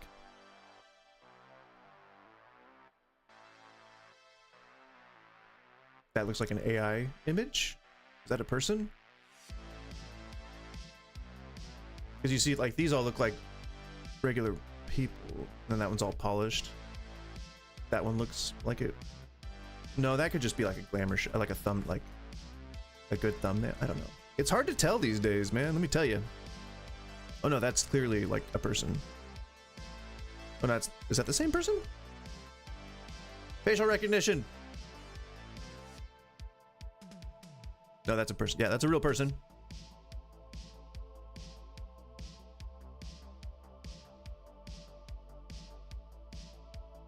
Oh, here we go.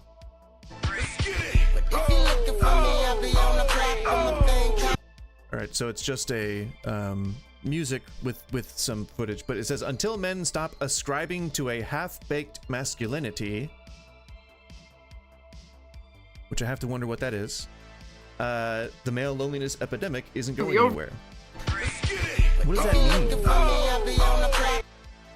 There's the comment, no comment there, unfortunately. This is such a non-issue. Oh yeah, no, yeah, for true. For Trill, sorry, for Trill.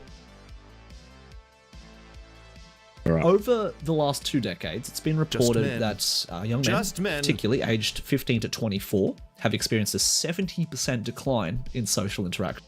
Are we all just using the same stats? Yep. Over the last 2 decades, since the 90s. The last 2 decades, it's been reported that young men, particularly aged 15 to 24, have experienced a 70% decline in social interaction, with over 80%. That's so. How many layers of telephone do you think this had to go through before it reached these guys, or vice versa?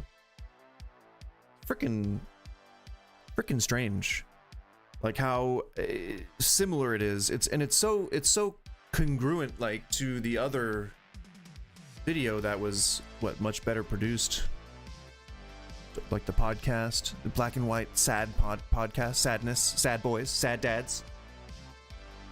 4 in 5 young men under 18 feeling lonely, and over 40% of those. See, there's that up to 18. So we were 65. So 2 in 5 people who are old, retired, are lonely. They've got no one to talk to. They feel lonely. Do those stats? Why? What? No, but why are you not asking why? Why are you not saying why is that? Like, God, I don't understand, like, why you would leave out the rest of the reasoning process. Don't you like have a curiosity about that? Like, isn't that something that is like, oh, here's 10 reasons why, and the answer is yes. So any reasonable person would then say, oh, why is that?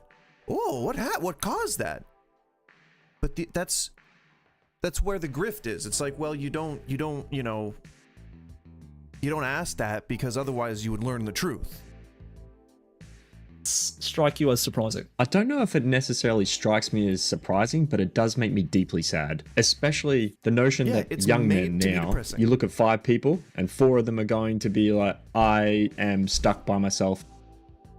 I won't deny that people are sad. You know, men are sad, women are sad. But again, just like the last 2 videos that we saw that I agreed with, it's caused by men who are pieces of shit and then expected to be incorporated into society even though they've been pieces of shit. And like, then just the internet getting popular. Like, that's it. Like, the advent of internet and social media brought people off the streets and into the computer rooms. That's all that happened. And if you look at the friggin' timeline, it's almost like you can see it right there in history happening in real time.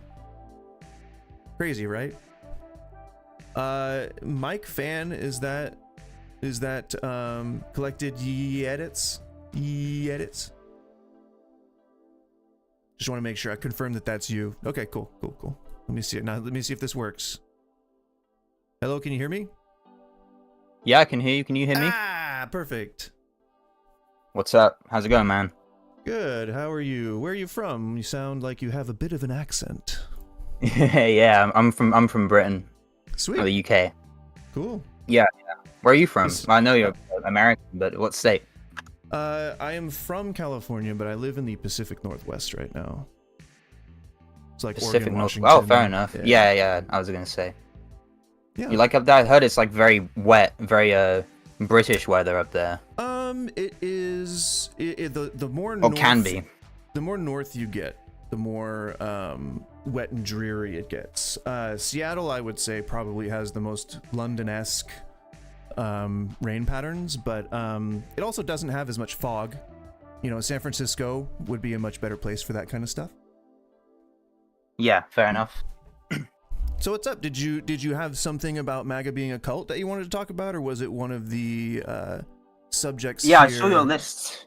Yeah. I was looking just for a call-in type thing. You were the first one I found. I figured would probably accept anybody. Well, hopefully that means the algorithm's treating me nicely. Yeah. I just want to say before any sort of thing happens, I like the list that you got for the debate topics, because too many people I see, like Dean Withers, people like that I see online, they have like Trump sucks, debate me. Yeah, and it's very vague. I think that's a specific. The guys like that are kind of sleazy. Like I know that they're like, you know, oh, but you're a leftist, they're leftist. If they're like, you know, rich kids who like their parents bought them like streaming setups and then bring them to like rallies and stuff. And so I agree with you. It seems a little dishonest, like the way that even they market themselves. And like they have you know, it like those little shorts that don't really give you a lot of context, and then you like have to click on the thing to see what the subject was. So I get what you're talking about. I want to be transparent, you know, like I'm here to discuss. I'm not here to like, because I know that if you have an opposing viewpoint, there's no way in hell that I'm gonna just convince you in this call of something that you don't believe. Like I don't believe that's why we're here. I don't believe that's why you're here. I don't believe that's why I'm here, and I don't want to waste either of our times, you know. Yeah, I agree with you. I think it's I think I saw a debate with Bob Murphy, and he said, regardless of what anybody says in this debate, if one side seems to have lost or one other side seems to have won, respective sides are going to say, well, he didn't do it right, or you know, he's not really representing us. So I think if we agree that it's just it's a discussion, it's not really a win or lose situation, we can just, you know, take the pressure off and have some fun with it. That's why. But to conclude the thing with your debate topics, the reason I think it's good is it's going to draw a lot more people in, because if you just have, you know, MAGA is bad or something like that, you're kind of entering not really knowing what's going to get talked about, or even if you don't care about that, you don't really have a choice. Whereas like you have other topics you can talk about. I mean, the one of these is pretty funny. The Earth is a globe. I couldn't imagine many people coming in to argue with you, but it could happen, and it would be funny if it happened. You know, so I thought it was a funny idea to have it there. The guys that I watch that argue with Christians mostly, they tend to have a lot of call-ins for people that think the Earth is flat. It's strange. I didn't think that it was a phenomena either. But I've never seen that. I think I've seen it once maybe. But Yeah, Haven't seen that like, really. There's like YouTubers that put out like stuff about how the space station's like CG and talking about how it's all green screen. There's still people. There's like quite a few people out there. Yeah. All right. I wanted to. Okay. So yeah, enough. Let's kind of get into it. I wanted to know first. I think my main things I wanted to speak to you about the immigration one. I think is going to be the most interesting. The tipping one I want to talk about too. I just wanted to hear why you think that MAGA is a cult. What your kind of argumentation is for that. Yeah, I mean, I think that it's a bit of a spicy, a good topic starter. I think that if I was to go down the checklist of, you know, common markers that one is in a cult, we could very easily align that with the MAGA group.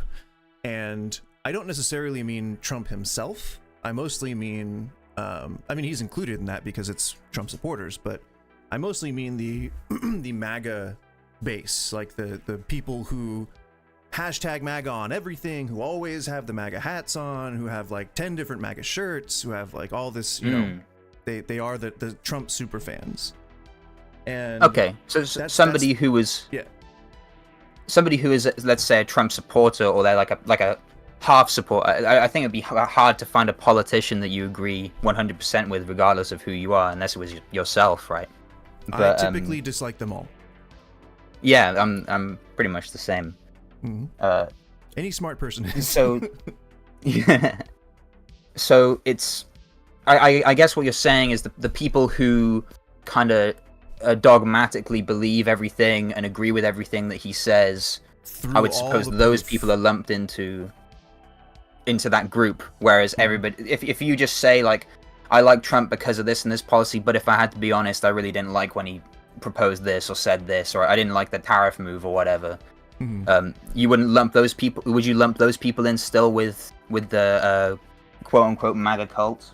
If they continued to support him, even if they knew that what he was doing was wrong, I would even think that'd be worse. Because ignorance is no excuse, but it is a forgivable sin in my eyes.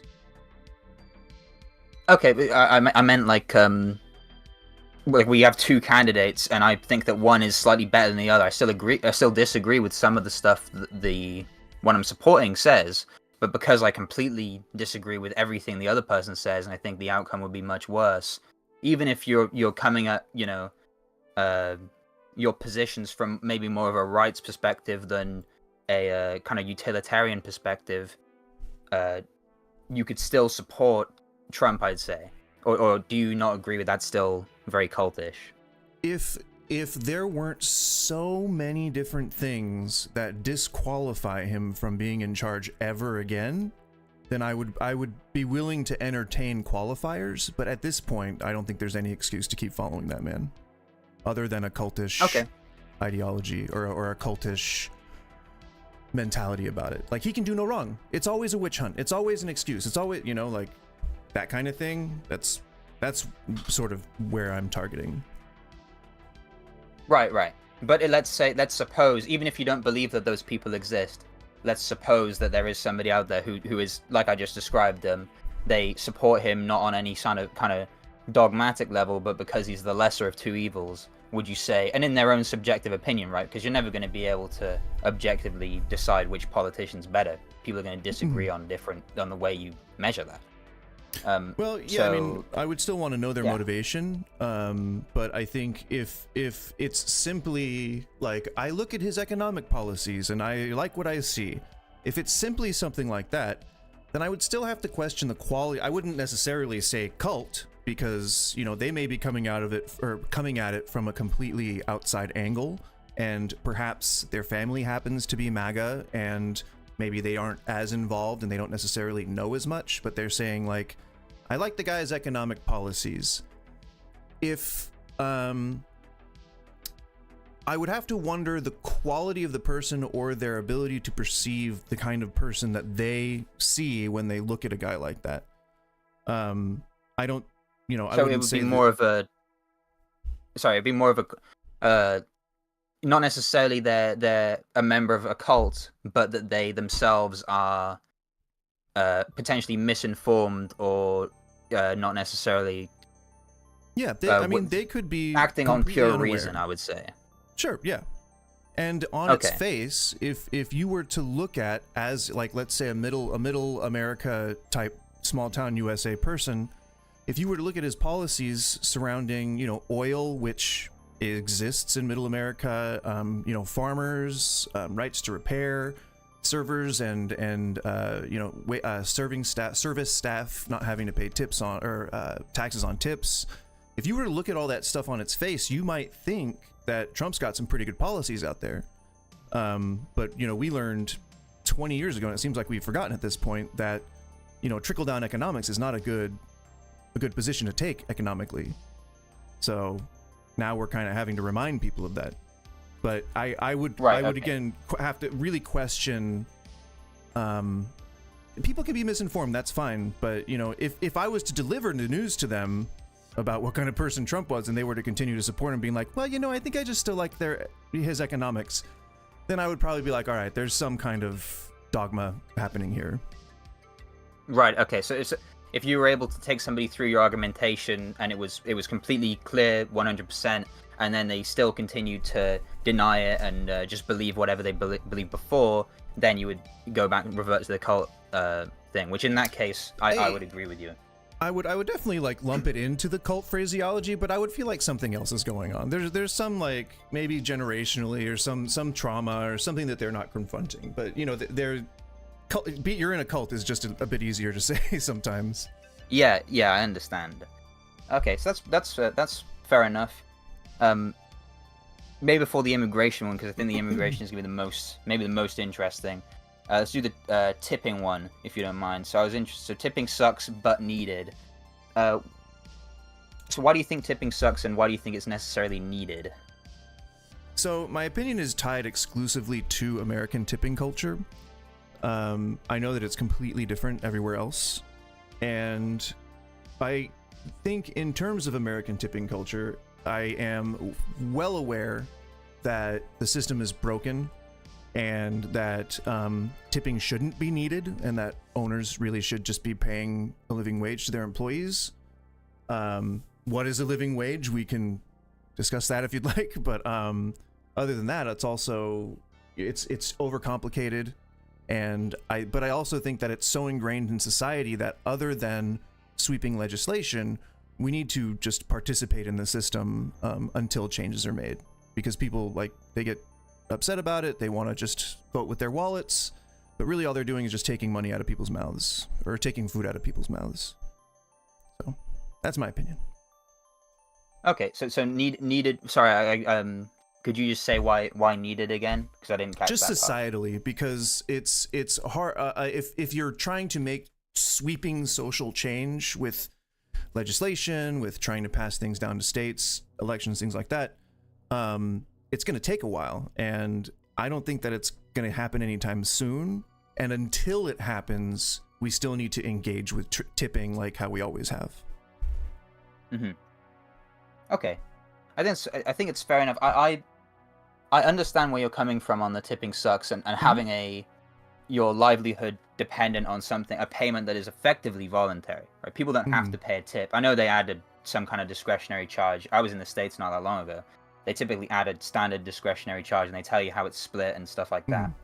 But in the United Kingdom, the way it works is many people still pay tips. It's not like tips, if you come here, tips are completely out the window. I worked as a server part-time for about a year, and we got plenty of tips. There were plenty of tables where they would leave like a £10, £15 tip, and the restaurant was able to justify... Good. Yeah, it's very, and they were usually about 3 to 4 serving staff at a time. So one person on drinks, 2 people on this section, 1 person on the smaller section. So nice. It would have been a good addition to any sort of wage. And because I was younger, I was getting paid a lower wage. Granted, it's not like I needed more money. I was doing it because I wanted to add to my savings and have a bit more security there. But it would have been nice to have them. But there was a justification for not giving it to me, which is that, we're already paying you a minimum wage, and we're already paying, a sufficient this, and, we don't really need to. I think there are many restaurants in the UK, or at least most of them, where the server or the waiter or waitress won't get the tip. The tip will just go to the owners of the place. And that's crazy. Looking at well, that's the way it works, and I think that it's because the culture is like tipping is bad, or the tipping, like they don't like the tipping culture, but whereas in terms of the owners are abiding by that, but because it's wage laws are so against that, and so like just, pay a good wage to people, they're like, well, we don't need to pay you the tip then because we're already paying you a good wage. But there are plenty of times where I thought either I would have earned the same, if not more, if I was getting paid a tip versus if I wasn't. And if I would have earned more or the same if I was getting the tips. And there were another great handful of times where it was very hard to get co-workers motivated or driven to go and perform the work that had to be done. This is their obligation, right? They're here employed.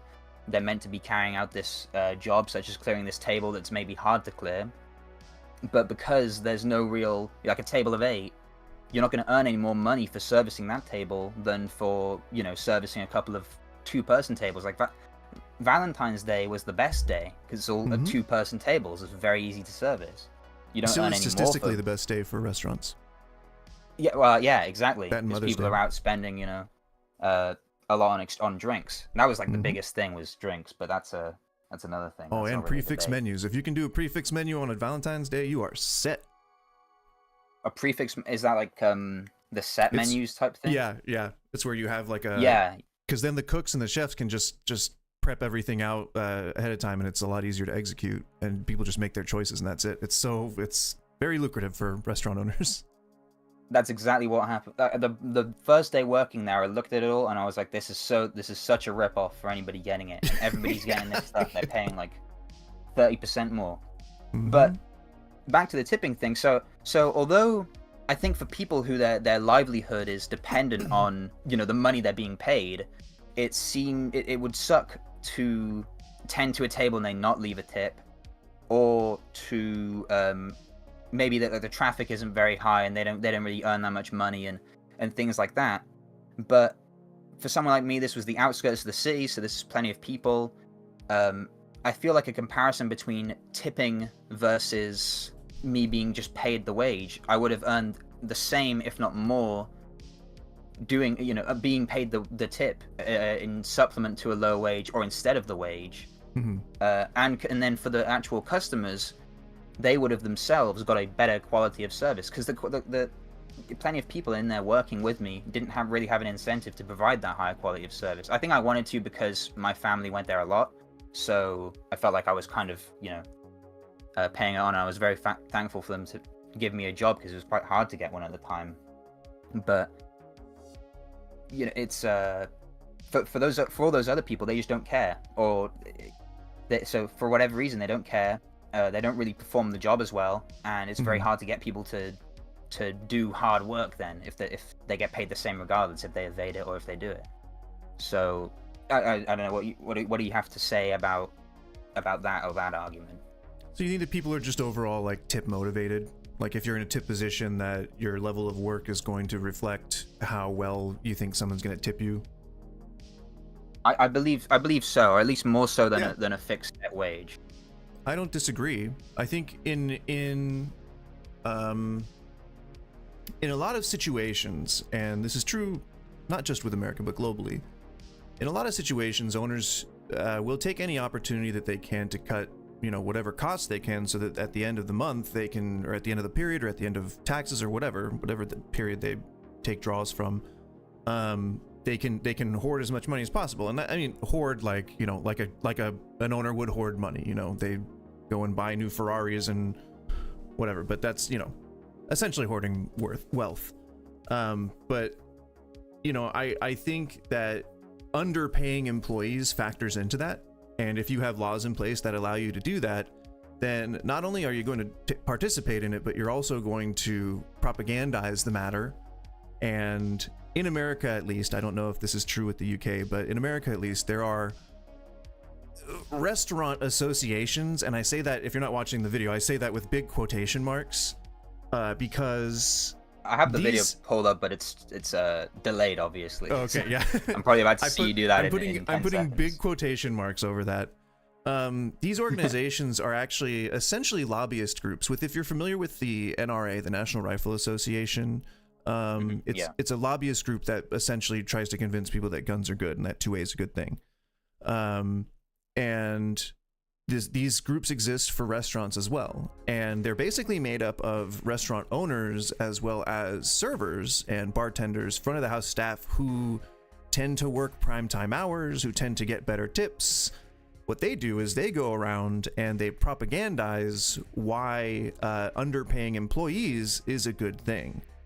So I think we have this sort of like weird double fucking that's going on, if you will, to service staff, and it's both a corporate effort by companies that have franchises like fast food companies, coffee houses, things like that, who have people that work service jobs, and they say that they pay them competitively when the majority of Starbucks pay underneath the median wage for whatever area they're in. It's not only just a situation where you have people who are fighting against you, but you also have people who are spreading misinformation, which can lead to different biases depending on what position that you hold. If you happen to be a server and you care about the place that you're working, then what you may look at as, and again, I don't know if this is if you have lobbies like we do here in the UK, but if you were in America and you were to look at your coworkers, okay, well there you go. If you were to look at your coworkers and say like they look really undermotivated, but they perk up whenever some like whale comes in, and it's easy to see that as a contempt or a dismissal or a nonchalance for whatever their position may be, or for whatever the business is that they're working for. But if you imagine that it was worked into the system and engineered for them to think that way, along with probably a very large percentage of people who really just don't give a crap about where they work or what their responsibilities are, I would totally lump them in with those as well. But you've essentially got a machine that perpetuates a toxic culture, and it is now generational, because the people that are coming into these positions don't have any incentive to work for something because they could get paid better elsewhere, or they could get better tips elsewhere, or the other server would stop taking their tables, or the host would seat them better, or you know what I'm saying? Like it engenders a us versus them mentality for everyone in the restaurant. Right. But okay, I think I can see where you're coming from. I think it's comparable to the arguments in regards to competition, which is that it's a dog eat dog. It's a bad, can be a bad thing. But I still think that just because people are competing, and that they are,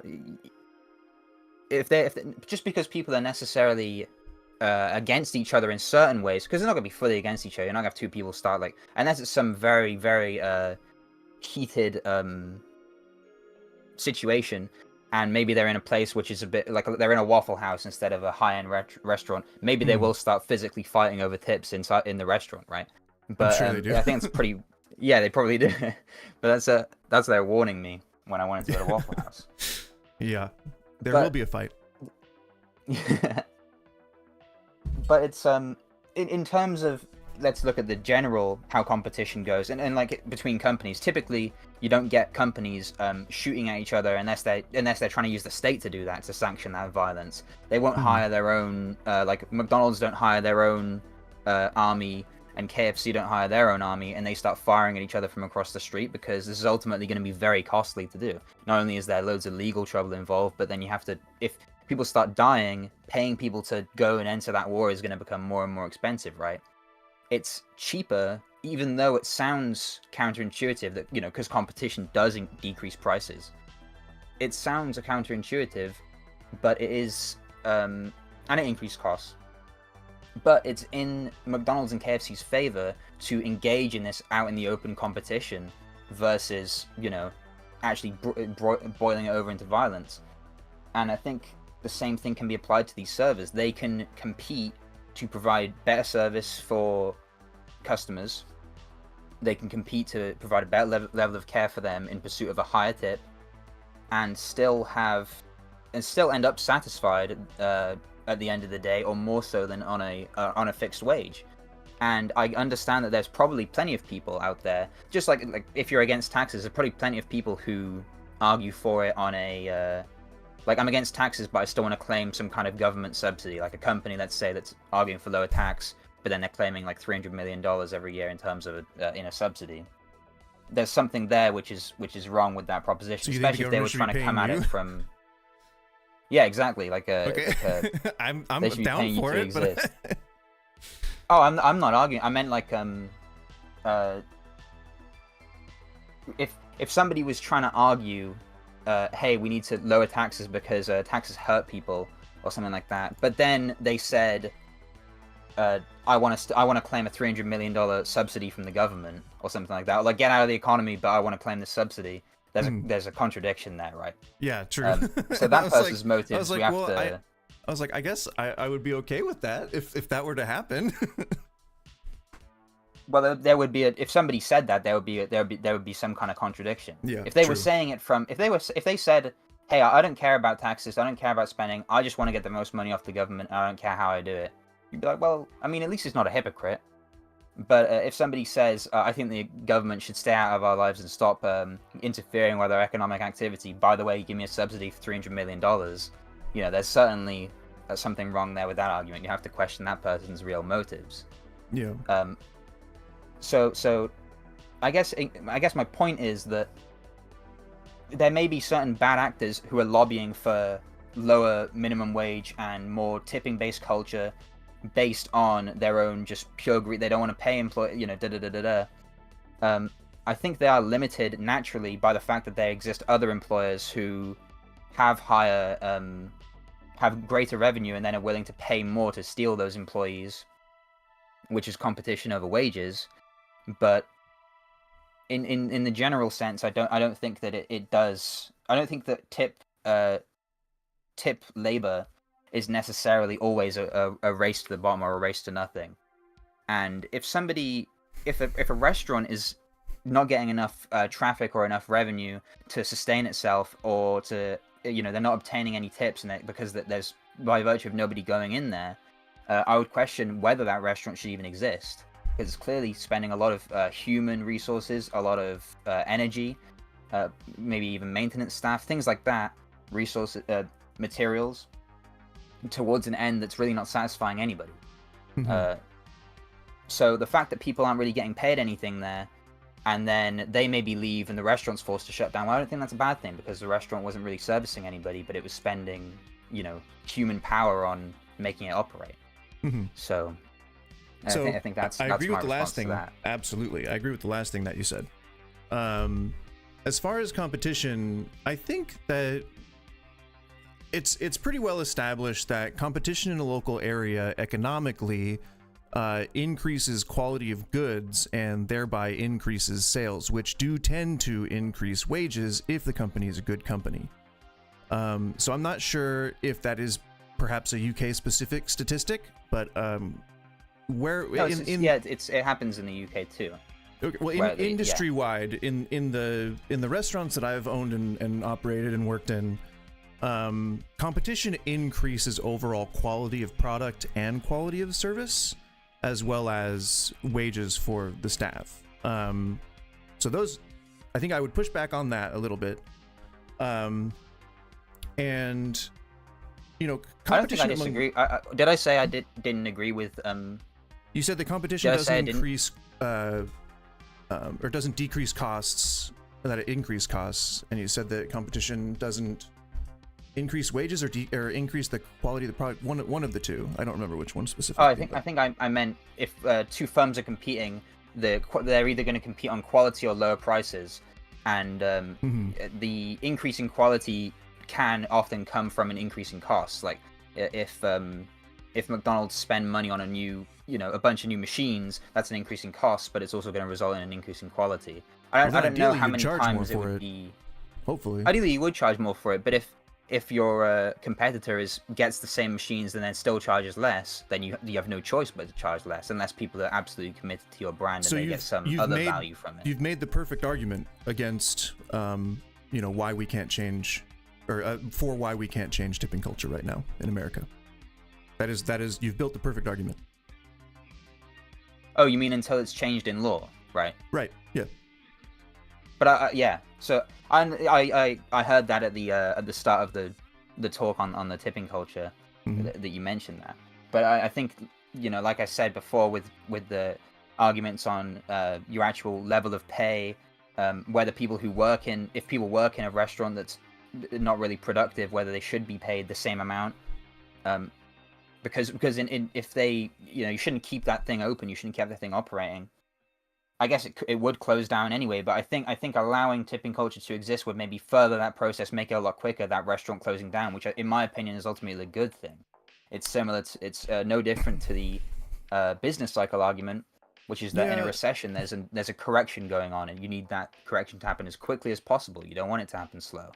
Well, I think what's happening, what you're doing here is that you're looking at things on a macro scale, and I don't beleaguer that, because that's how we kind of look at these larger concepts like tipping culture, like other culture wars stuff. Like we tend to look at it on society as a whole. But I think if you look at it from the perspective of a restaurant owner, you can say with 100% confidence that the service industry, specifically restaurants, are a very, very different animal than a lot of other industries, specifically manufacturing, specifically, administration. If you work an office job and you've never worked in a kitchen, you will not know the experience of a kitchen worker, even if you read the books. It's kind of like you had to have been there, sort of thing. And I don't mean that lightly.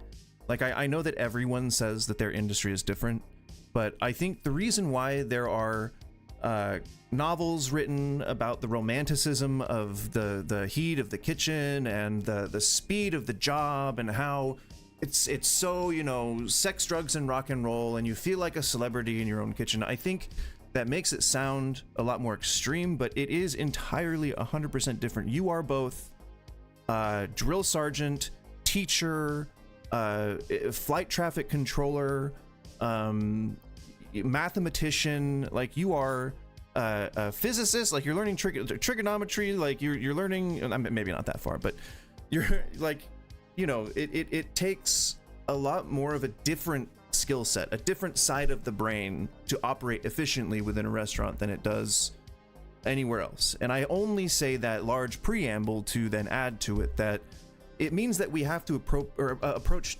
problems differently in restaurants. It's almost opposite of the way that you think that things should work. And I think the proof there is that you said exactly what I would have said if I was to try and elaborate.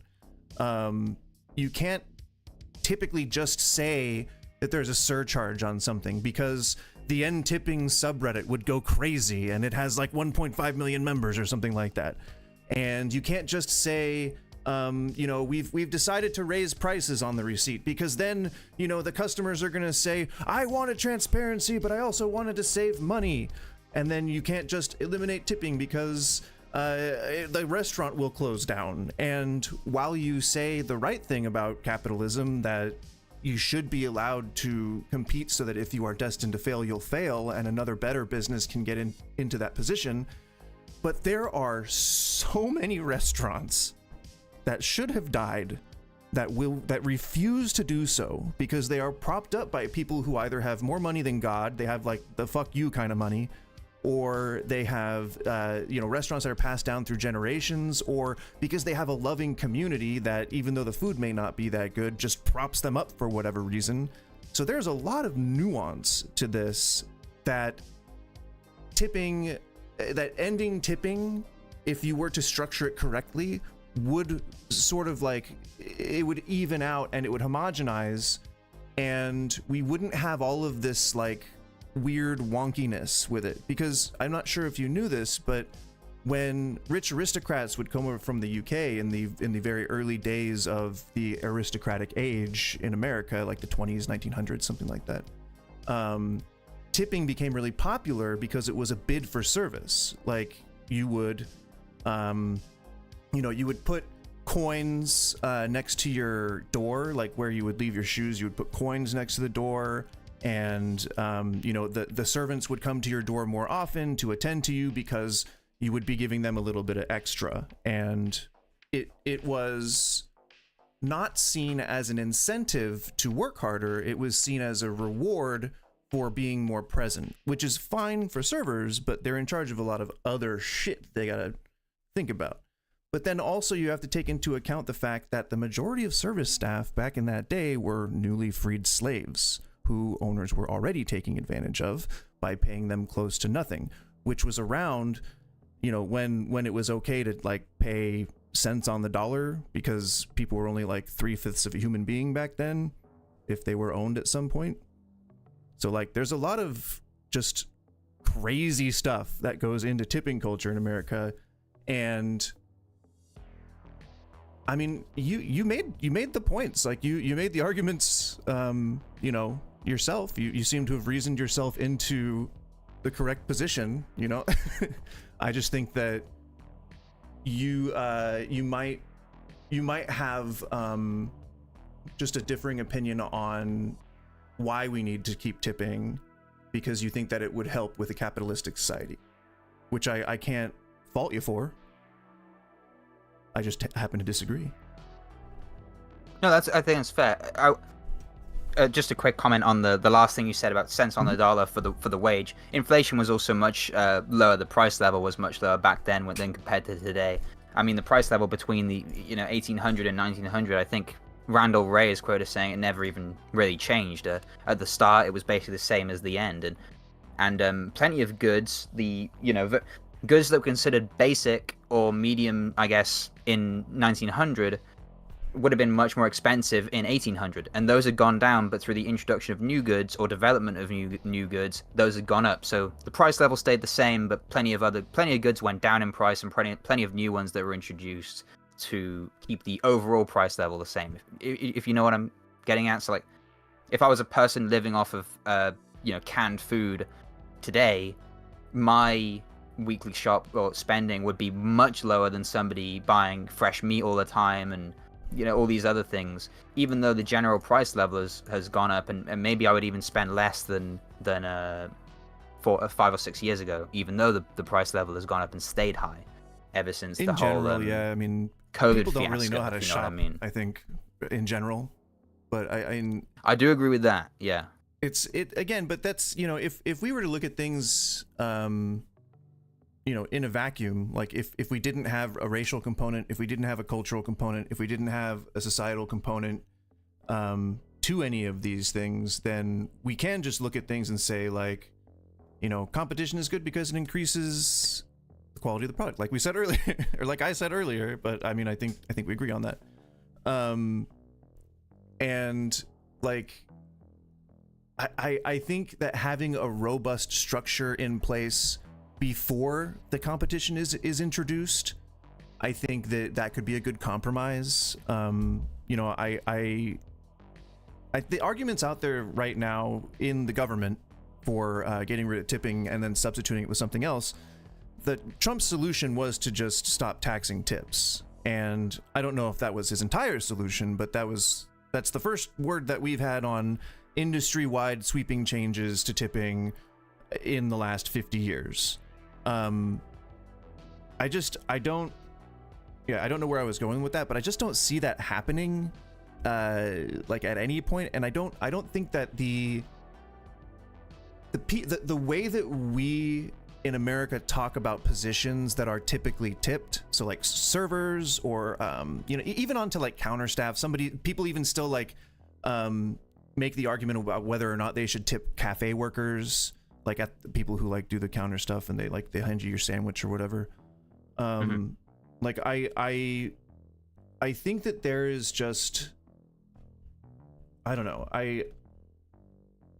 it's just such a, people are trying to make it as complicated as possible, and they're like trying to dump these entire like job positions out of the tipping pool, like cafe, like barista. Like, there are people trying to just say, like, baristas shouldn't get tips. And we've already sacrificed chefs and cooks and dishwashers and bussers and runners. And, like, during COVID, it was, like, every man for himself. Like, so I think the incentive should be being able to do the responsibilities outlined in the job and being paid a living wage. I think that honestly is the simplest way, I think, on it to solve the problem, is to just pay everyone the right wages. I mean, the government can argue about what that is, but something that is enough for everybody to feel like they're being treated well. And I don't think that large corporations are necessarily doing that. I think what they're doing more so is exploiting the idea that large companies help more employees by putting their locations in favorable areas, and then engaging in lots of like community stuff and more or less propaganda to make it seem like they're doing a good job and paying people right.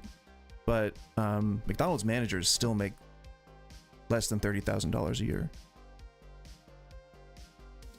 So and nobody's you say doing it right paying now. people right as in the base wage, not necessarily the total compensation, which would include not only the wage plus tips, but also any other kind of mandatory payments they were forced to make. Like what? Well, like for example, in the UK, I don't know if it works the same way in America, but we have plenty of mandatory national insurance, which is 12% on the employer, I believe. And that's supposed to go towards any sort of pension you receive at the age of like 67, and healthcare. Then we also have paid by employer. Are you talking about like on the paycheck or on the like? Do you see that on the receipt? No, you wouldn't. No. So it's paid like it's an addition to the salary. Like, let's say I pay a 30 grand salary to somebody, I have to add 12.5% on, and then give that to the government. Or Yeah, things I like mean, a I wasn't mandatory putting, pension scheme. I was just saying a lump average. I wasn't putting any kind of like qualifiers on it. In general, Right. so the average household, the average whatever, like household in America makes somewhere around $50,000 a year. It's something like 53, 54, but that number changes every year. And the average McDonald's employee makes around 30,000. It's usually less. And I'm being generous. But that's everything. That's take home. That's the entire shebang. That doesn't take into account like any extra anything. Okay. That's like the salary they actually see. Because a thing I like to say to even people then when they I still have speak to to them pay here, like up to 30% in taxes. So it might not even Yeah, be of 30. course, It might be yeah. like less than that. Yeah, exactly. That's true. So that's not even thing I enough like to to, say to to rent people- a studio apartment in most cities. That's true. That's true. Or So- I'm gonna take your word for it that that's true. And so that's why, That's like, a thing I like to say to a lot of people in the UK when I'm talking to them about, salaries versus compensation, is that an increasing amount of the money paid out by an employer is going towards admin and compensation, or like taxes, compensation, and other things now, rather than just the salary paid. For example, until 2006, there was no mandatory pension payment in the United Kingdom. I think now there's some kind of base. There's some kind of base thing that the UK, every employer has to contribute if you earn over a certain amount to your pension account within the company's general fund. Then you also have to be able to manage that yourself if you want and move it out, but it still is a minimum level. And that's, most people don't even care about it really. It sounds like our 401k. It'll come up on the. It's very similar. Yeah. It sounds. Yeah. No, I know what People you're talking about. tend to not care about it, even though that is your Yeah, retirement, exactly. and you probably should care about it. Exactly. I mean, to my some extent. What? Oh right, yeah. I thought you would. There are people who like Yeah, start playing people- like trading stocks with it, and they're like, like, hey, I could probably make a bunch of money on this. Yeah, and it's not even hard. The thing with it being sat in there is that you're just giving it to somebody else to buy your government bonds or an S&P tracker, and then they just shave off 2% and give the rest to you. It's no different to how a bank account works, where they're like, oh, I'm getting 4% interest or 3% interest. It's like you could just buy government bonds or gilts, as we call them in the UK, and get 4%. You know, Yep. why don't you just do that? Well, but and people. This you know, this don't is care that part much of about it. this is part of the economic stuff that we were just talking about. Like there's whole propaganda campaigns that exist that try to uneducate kids on like how the government works. Like they keep defunding the programs, the work programs that people do when they're in like the last couple of years of high school, and like you can do like internships, summer internships and things like that. The government is like ending all of those things and firing all the people who made it happen. And we're like 20 Really? years out. Yeah. And we're like 20 years out from all that stuff being created, or 20 years past all that stuff being created, at least. So it's not like anybody's going to remember and re-implement that stuff. Like it's So you can probably tell I'm pretty you can probably tell I'm pretty libertarian, but even for me, well, in the UK it makes sense to be libertarian. Oh, in comparison to the state in America, Yeah. right? Then, yeah. Yeah. But the hearing that I don't like really government spending, but if the government is going to spend, it should probably spend in like the most efficient way. It should probably spend in stuff that's going to reap the greatest reward for the lowest amount of money you can put in, and something like Infrastructure, to my opinion. Yeah, that's a pretty high return versus the amount of money that it takes to put into it. Absolutely. So something like jobs, like summer jobs programs, internships for young people, is a massive return. Like the salary that you earn is directly, you know, connected to the amount of experience you have and the skills you've acquired, and you're only going to get that with time spent there. So making it harder to sadly, be it's not like that anymore. It seems like it's starting to become not like that, and it's more about how big you can talk or how good your resume looks, or That's where also you went to true. school. Yeah, that's always going to be a factor. I don't think it's a fully determinate thing, because if somebody is totally incompetent, eventually they do just get performance reviewed out the company, and that reference for them is going to be awful, because you're going to have to provide, unless you want like a 4-year gap in your, or a 2-year gap in your CV or resume, you have to tell somebody where you worked for those years. And if you tell them and you didn't do a good job there, and they call them up and they're gonna be like, well, yeah, they did a terrible job, they were awful. So it's not gonna be good for you, right? But hearing stuff like that is nuts, because those are the kind of programs that, in my opinion, I want more, because it's gonna cost less, it's gonna take less out of people's pockets, but it's gonna provide more benefit to them. Well, yeah, I mean, if the idea is to lift yourself up by your bootstraps, which is what Trump runs on, like the alt-right has believed that for generations, then why not facilitate that? You know, like if you're going to be, you know, trying to slash hasty government spending or overspending or whatever, like you should probably trim the fat and not those essential programs. Yeah, I agree. And getting, you know, when we were talking about the, when I was talking to you about the extra programs, the extra spending that's on top of somebody's salary, a lot of this stuff of the that you were talking about with propaganda, I think people need to start recognizing, if they have a problem, who they're actually kind of fighting against.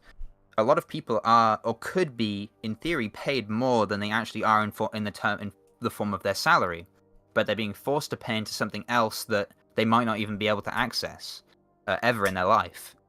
And like Medicare, Medicaid kind of things. Like what if you never get injured or anything like that? Yeah, exactly. Like if I'm paying you know, for let's say £4,000 every year into national insurance, and then like say £2,000 of it is going effectively to the government for national the NHS. Then you know the NHS, right? In the UK, I know how if it's going there, but you've I've heard the gripes. Oh, right. If you're paying into that, but you're receiving, you know, like when you die, you receive a little bit of care. Like you go to a bed there, and they tell you that, oh, by the way, you're gonna die. It's like, well, I know, that's why I'm here. And then you know, you get three or four infections every like 20 years that you have to go in there and get some antibiotics for, and then maybe you have one surgery or 2 surgeries, let's say. You're not exactly getting your money back. So I think, even though I don't like government healthcare, I don't like state healthcare, I think I agreed with have you heard, do you know about modern monetary theory? It's like a heterodox economic theory, and I've been reading into it a lot. I don't like a lot of what they say, but some of their policy proposals I think are okay, or at least better than they have now. And despite being quite libertarian, at least by UK standard, I would agree with them. Like, for example, the healthcare debit card idea I liked a lot, which Warren Mosler proposed. Like a $4,000 to $5,000 healthcare debit card. Up to 4,000 of it you get back at the end of the year as like a cash present. And the rest of it you don't get back. It's meant for like, you know, checkups and dental care and things like that. I think that would take a lot of the problems out of the NHS treatment that's there, where it's like you can just choose to use it to other things that would benefit your health that maybe aren't necessarily like medicine or surgery, and it would provide a lot more competition within that sector to reduce the prices of these things, which are very expensive. I got diagnosed with attention deficit disorder recently, and the waiting list in the UK, despite all the costs of ADHD to the UK government, just to the government, the costs to them are probably massive in terms of lower taxes and increased costs. Like a lot of drug overdose or drug abuse is from people with ADHD. So despite all these costs, I didn't know that, but I believe that. I only learned it when I started reading into it. Well, yeah, I also have ADHD. There's such a fixative property. Like we don't get addicted the same way that people do. It's more of a fixation and a compulsion thing than it is a habitual need. Like there's no way to reason yourself out of it or to like make a decision change. It's very hard because you'll even if all of your conscious faculties is telling you, you know, that you don't even enjoy this thing, that it's like you just keep going back to it. So a lot of these this is the most efficient way forward. This is the most efficient way forward. This is how I've always done it. I gotta keep doing it. That's exactly what it's like. That's like the brain of an ADHD person. And all of these factors are not solved. It would be wrong to say it's solved, and I know firsthand it's not solved. But it helps you think through it a lot clearer and make better decisions being on medication. The problem is that in the UK under the NHS, you have to wait around 7 years, I believe, for an ADHD test. Damn. And then you have to be titrated through to be, you know, to get on your right dosage. So you're not just given a 50 milligram or a 70 milligram dosage straight off the bat. You're given a small one and then you titrate up to a higher one. If you go private, you have to pay around £800 to £2,000 in total, you know, appointment costs across the titration period and also for the examination. And then you have to pay around £70 to £80 per prescription for private prescriptions. So things like that, I think what I'm trying to get at is when you're talking about the longer term stuff, that's an example of something that's very, you know, in the long run, you save yourself money by providing more of this service because you have loads of people on a waiting list. You have loads of people that are probably costing you money. They're probably claiming benefits because they're maybe unable to work because they're blocked there. If you just provide them with the testing and the medication, you don't have this problem anymore. So, yeah, I even though I'm libertarian, I think on certain things I would definitely agree with you. Things like the jobs program, and if Trump is trying to get rid of those, I would definitely be opposed to that. That was what the whole point of Doge. Like, they said that they wanted to get rid of, like, they wanted to trim the fat, but it was pretty obvious that they were just going after, like, support programs. They went after the NOAA and like the park rangers, and they went after like there was a fire rescue team in Oregon that they defunded. They fired like 14 people from there, and it was like $50,000. It was nothing. And there was like one guy that was like patrolling the river, and they fired him. He's like, I don't even know what I did. It was insane. But yeah, like there are like support networks that we've set up over the last like 20-30 years that are supposed to get kids ready for the workforce, and like we've spent all this time like deplatforming trade schools. Like nobody believes in trade schools anymore. Now it's all about like Ivy League universities or like, you know, private. Like it's like I don't get it. It's because it became over commercialized. Did you ever hear about the arts academies? No, I didn't. Like there were in the US there were like a bunch of commercials that came out around like the 2000s, 2010s, or they may have shut down by 2010, but like right after I started going to culinary school, all the biggest schools in the country sold, except for the CIA, they sold to the Arts Institute or whatever it was. It was basically like this umbrella term that just meant like any trade was now something that you could pay for a 6-week course to obtain a degree in. And so like it completely devalued trades. And now people are like, they're desperate for apprentice electricians. They're desperate for like apprentice plumbers. It's insane. And so the same thing happened with like cooking too. Like that's why you may, if you came to the States and you ate at like a chain restaurant, the quality is like lacking. And it's because people aren't even learning the basics of like cooking and sanitation anymore. And I've heard about a similar thing. The thing that I know about it with healthcare, the American Medical Association, I think, I can't remember how many years ago. Well, I think they've done it a repeated number of times. Has lobbied to reduce the number of physicians being trained, to limit it, or to limit the number of licenses that are given out. So people talking about high medical costs, you know, you need to examine some of the bottlenecks in the supply. There's a massive deficit, and it's not a natural deficit, or one that could be solved naturally. It's one that's being forced, engineered, that's being enforced. And you know, these things have I feel like if most people became aware of them, it would get solved very quickly. But most people are not aware of them. That's why when you look at things in a vacuum, you should assume, if you look at society with no prior knowledge of a society, you should say, well, that place shouldn't need taxes to function. That place, everyone should pitch in or take care of their own plot of land appropriately. And so that's like looking at society in a vacuum, and that's like, it's hard. People are evil. Like there are some people who are evil. There are some people who just don't know better, and there are people who like want to manipulate both sides for their own ends. And that's what society is like. So there's just a lot more nuance to it than like, I mean, if society were going to operate properly, if I was to make a suggestion about how I think taxes should happen, I would say you should get to choose what you pay into. You would say like, you would be given a list of categories, and you have so amount of points that you have to put into each category, just like a stat sheet for like a video game or something. And then you would just, you know, you would say, okay, well, I don't necessarily care that much about education, so I'm going to take my points out of there and I'm going to put them into infrastructure because I keep hitting potholes. You know, like you would have a choice of what to put your money into.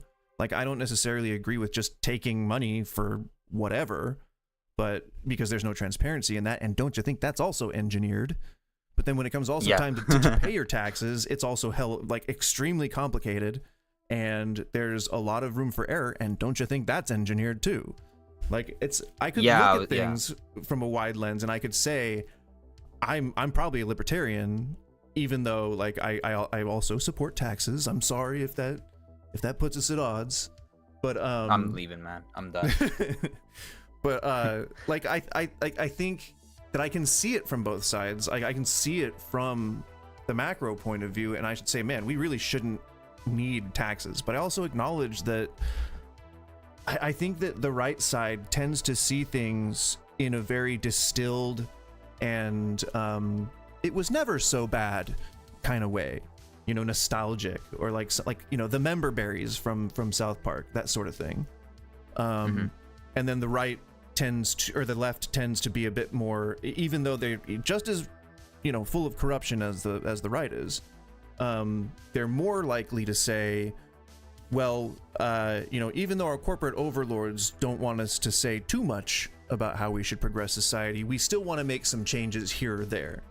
And like, I mean, I feel like that approach to commerce and to society as a whole, even if it costs me money, is probably a little bit better of an approach than to instead look at things in a sanitized way but ignore parts of reality.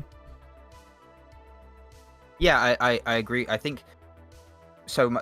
My ultimate kind of position is, my ideal is not having any sort of taxation. Well, the ideal is just no coercion, right? So you can define it as taxation, you can define it as any use of force.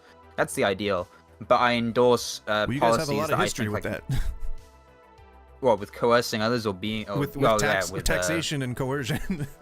yeah. Well, but us both, right? You guys are on the other end of it, I guess.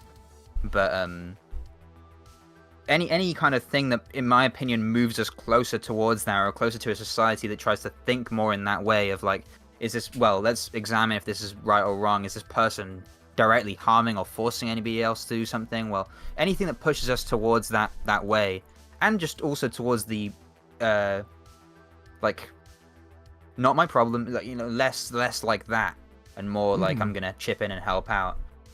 Anything that pushes us more towards that direction, I think, is a good thing. So that's why, even though some policies that maybe I endorse, and I was about to talk about something that you mentioned, even if it's not necessarily fully, like, you know, NAP, no coercion, it's better than what's currently going on and what else could be going on. And I was gonna say, I have this list of just ideas that I get or I hear, and one of them was freedom of welfare, and the idea would be we call it value-added tax. You guys call it sales tax. Your VAT or sales tax is, you get to choose where that goes, and the way you would choose it is by you enter a code on the payment screen, or like some kind of ticker you'd have. Like, if you support Cancer Research UK, you would type in like CR UK, right? And the money would go there. Or you could just add a default one into the card that you're using. So you're like, oh, this is the card that I use for this good, and it is automatically set up to go. Like, the VAT goes to the West of England Infrastructure Development Fund or something like that. And then you could have a system where you could look at the charities you're giving to, like, let's say Cancer Research UK. They've like done this thing, but then they're also putting less money into this and more money to this, and I'm like, well, I would prefer if it was something else. I'm going to go to another cancer research charity. Yeah. And that kind of incentivizes the minimal amount of waste, the greatest, you know, amount of productivity out of those groups. And at that point, you may want to pay those, you know, the taxes, or if for lack of a better term, you know. At that point, you may be like, yes, I'm happy to do that. To pay those donations. Yeah, exactly. And yeah, I agree. And this is something that I think people, it gets them more into that mindset that you're just talking about of wanting to be part of this of a community in a voluntary sense, rather than in a kind of coercive sense. And yeah, it's so I like that. I think it's a good way of thinking, and getting more people on that way of thinking is ultimately a good thing, in my opinion. Yeah, I mean, that's probably why I make the argument that I do about tipping, is because I know that it's a hot button issue, and I know that a lot of people either don't necessarily know the whole story or have a very, you know, rigid point of view on it, and it just happens to be something that I've had experience with. So I figure if I can put any education out there, you know, kudos to me. I've done my bid for service. Yeah. Now tip me. That's yeah. Yeah, I think my perspective on tipping is kind of similar to yours, but I think I view, in an economic sense, tipping more necessary, not just in a political sense, but also in a general economic sense. So like it would be more beneficial than I personally believe. It would be nice if we could have a society where it was very fluid, and only the good productive businesses always get money and the other ones don't. And even in any business, they're always getting paid a good wage, and people always, regardless of how, you know, the wage is good and the wage is level, but even though they can't earn more by working harder, they still work harder because they like where they work. I agree that this scenario would be the best one, the most perfect one, and the one that I would like to strive for. But like I said, in terms of just pure economics and going down to the kind of micro side of things, if you can have your wants and desires satisfied, because a lot of people, maybe for you and me, we enjoy certain types of work and we just want to do it because not only because it reaps maybe a monetary benefit or some kind of other benefit down the road, but it's also just an enjoyable thing to do. Like I really like economics. I would love to work in economics. I would work in economics for a very average or even slightly below average salary. So what you're saying is job satisfaction can account for a lot. Job satisfaction can account for a lot, but it's not necessarily. Or it's a part. It can be a part of compensation, even if it's not a monetary thing. But I don't think that's how most of society functions. I think most people, they view jobs as just a means to acquire the goods that they want, and there's nothing wrong with that. It just means that as long as that's still the case, there has to be some kind of guarantee that people who are purchasing goods in a market are also going to have to contribute to that, which is ultimately how, reducing monetary exchange down to its origins of indirect exchange, right? Where, I trade with you so I can trade the goods that I got with somebody else so I can improve my own satisfaction. Arbitrage now. Yeah, exactly. Which is basically that's the foundations of all money, right? Something was traded so much. I have an apple, you have a need for an functioned. apple. The guy next to me has a need for whatever you produce. You give him whatever you produce. He gives me whatever I need. I give you the apple. You eat the apple. You're happy. Yeah, even though, and with money, we don't even have to know each other, right? To be trading with each other. Like indirectly, we may have two people on the two opposite sides of the planet may have cooperated or something like that, but they will never know. So, I think when we have a system like that, which I do believe is the best system, we're going to need some kind of guarantee that people are still working, are still adding into it the same or more than they take out of it, which is what they buy. And that goes for any kind of, even if we reduce it down to its most micro level, that would apply, right? You would have to have somebody that's willing to trade something of value to you in order to obtain the money to give to somebody else, or the intermediary good or whatever. So I think that's my viewpoint. Although there's a perfect ideal to strive for, and we should strive for it, you shouldn't stop striving for that. It's still important to realize the necessity of that system being in place, that it makes sure that people still work as hard as they can, whether they like the job or not, and that they having a wage that's contingent upon how good of a job you do is not necessarily a bad thing. Although, like I said, it can be affected by some asshole that just says, I'm not paying, even though you gave him amazing service. It should not be left up to the customer.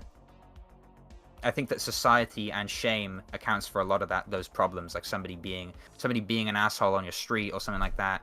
Learning of that affects a lot of their dealings, and even in a business sense, there are plenty of times where I've overheard people talking about not wanting to deal with somebody, not out of any, like they're not that profitable to deal with, but simply because they disagree with the person or they don't like them on a personal level, and that affects their dealing. So I think that can help in that whole system. But which lends further credence to the idea that it is more nuanced than being able to just be like, man, we should or shouldn't do something. You have to take so many other factors into account. Like, is this person going to intentionally try to sabotage whatever it is I'm working on? Yeah, exactly. And that's like when I'm talking about modern monetary theory, that's a lot of my problem with them, is that they try and condense some very complicated like labor markets and the way that inflation works. They try and condense it down into something very simple, which it's really not.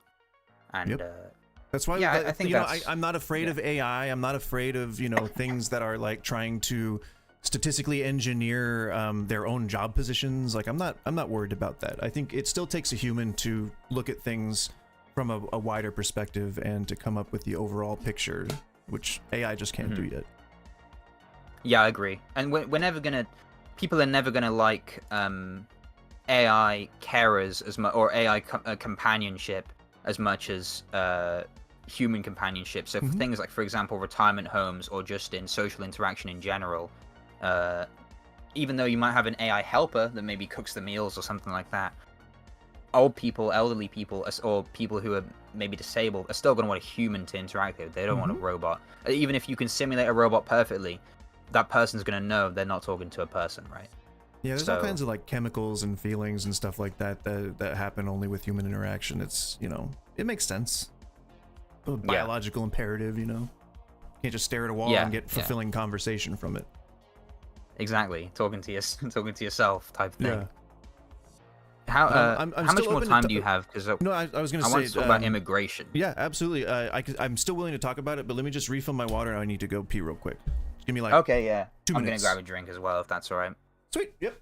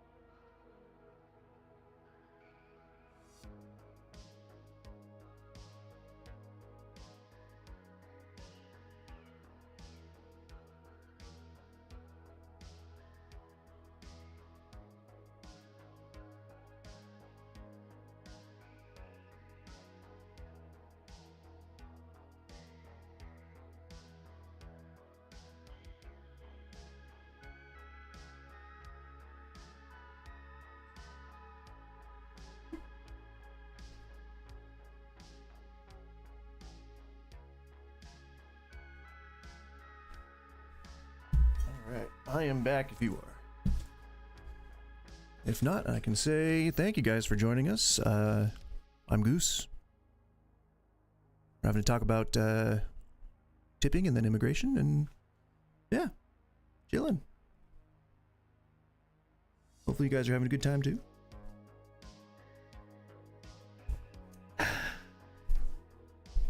Delicious, fresh, ice-cold water. Can't say I hate it because I don't. In fact, I love it. Water's delicious.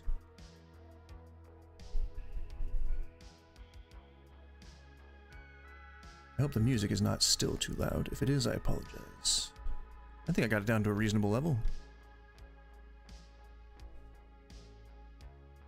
Doesn't look too intrusive on the monitor anyway.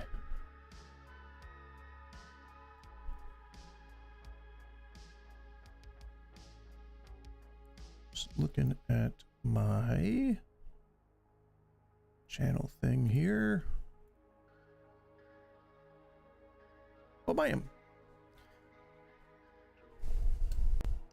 I'm back. Right. What's up? Hey, welcome. Thank you. So, yeah, hit me. Immigration, right? Yeah. Free and So- open. It should be unrestricted, completely unrestricted. We should be able to have as many immigrants as we can fit into the country. What's your view? I think I'm basically the same, but I think attention has to be paid towards government intrusion into this system, whether to encourage or discourage it. Either way would be bad. So do you think there should my be like an perspective independent is- agency that is in charge of it? Well, I think my perspective is that the anybody who wants to come, for example, in the UK, want to come here in the UK and pay rent to somebody, work, sustain themselves, sustain their children if they have any, that's completely fine. If you want to practice your religion, if you're of a certain religion, that's fine. You can, if people want to come together and pay money or like, something like that for a some kind of religious building, regardless of what it is, it doesn't matter. That's also fine as long as you're not, hurting anybody else. Mhm. But the government, other people can pay you. If a charity says they want to support you, then that's fine. It's it's their money. But the government shouldn't pay for it. That's my kind of perspective. Is there a I don't know particular if you would agree or disagree with instance or a case that you're referring to that made you? that put you Yeah. under that So impression? for example, in the UK, that we have a large amount of immigration. Most other countries in Europe don't. And when I was trying to look at kind of why, there's a lot of talk about if you come here as an immigrant, well, your class is an asylum seeker if you come here illegally, and they'll give you a place in a hotel. They've taken a bunch of hotels that were private and compulsory and paid for them or rented them, like mandated that happens. So they're paying for that. They'll give you that room. They'll give you a phone. They'll give you a SIM card to go in the phone. They'll give you, I think it's a small amount of spending money, like £50 or something like that. And they'll give you food. But because they're giving you all this other stuff, you can work and sustain yourself very cheaply. And then you also have access to things like the National Health Service, because you can basically walk in for a lot of appointments. Or you can just register with your name and they don't even have to, there's no ID check or citizen check for the NHS. You can be a holiday goer here and use it. And then for education, you can just put your kids into a school, register them to a school, and have them enter in the year that they're supposed to, or the next year, or whatever. All of these things are basically subsidies for people, and the reason why it's a problem for people who are already in this country who maybe are paying in like a little bit of tax and still getting out more than they put in. I wouldn't say it's necessarily a problem for them, because they are the one that this group of people is the people operating the school, working in the school. So that's an indirect contribution, even if they're not paying for the tax on it. And they're already sending their kids to that school. So having somebody else come in, and the standard of living difference is also a big deal. Like somebody coming from somewhere where the median income in real terms is very low, coming to the UK is going to be content with a lot less than somebody else here. And if that happens naturally, it's a different story, because that person's able to sustain themselves. That means that they're producing enough to take in a salary to pay for the things that they want, the things their children want, a home. So they're not really a drag on anybody. And even if they are taking money or receiving money from anybody, if it's a charity, somebody's voluntarily, forfeiting their money for the sake of this other person. So that's their choice.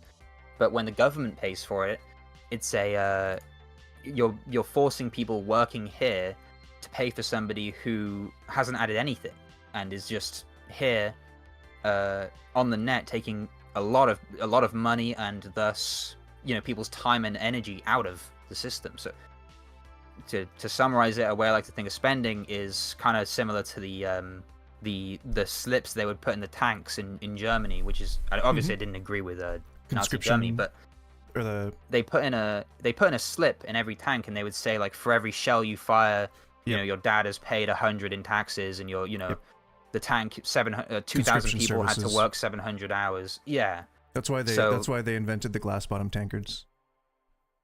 What's that? Sorry.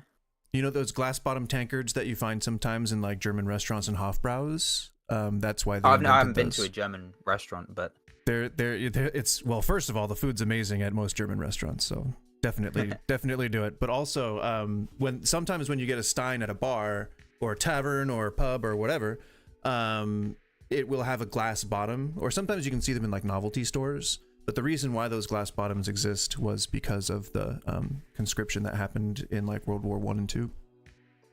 Oh, okay, interesting. They would drop. It used to be coins that they had. They would give. You would give a shilling, and then you would get like a coat and a gun or something like that. And it was like you basically you tacitly agree to defend. This might have been the British Empire. Whatever it was, you tacitly agree to defend with all of your power and might, like this thing. It might have been Russia. I don't remember, but it was where conscription was pretty widespread. And so yeah, that bled into other nations. Pretty most countries at that point in that period of history. But yeah, so that's basically my argument. Is people, any money you spend, whether you pay for it out of taxes or inflation, that's directing resources from the public to the from the private to the public sector. So there's people working for that.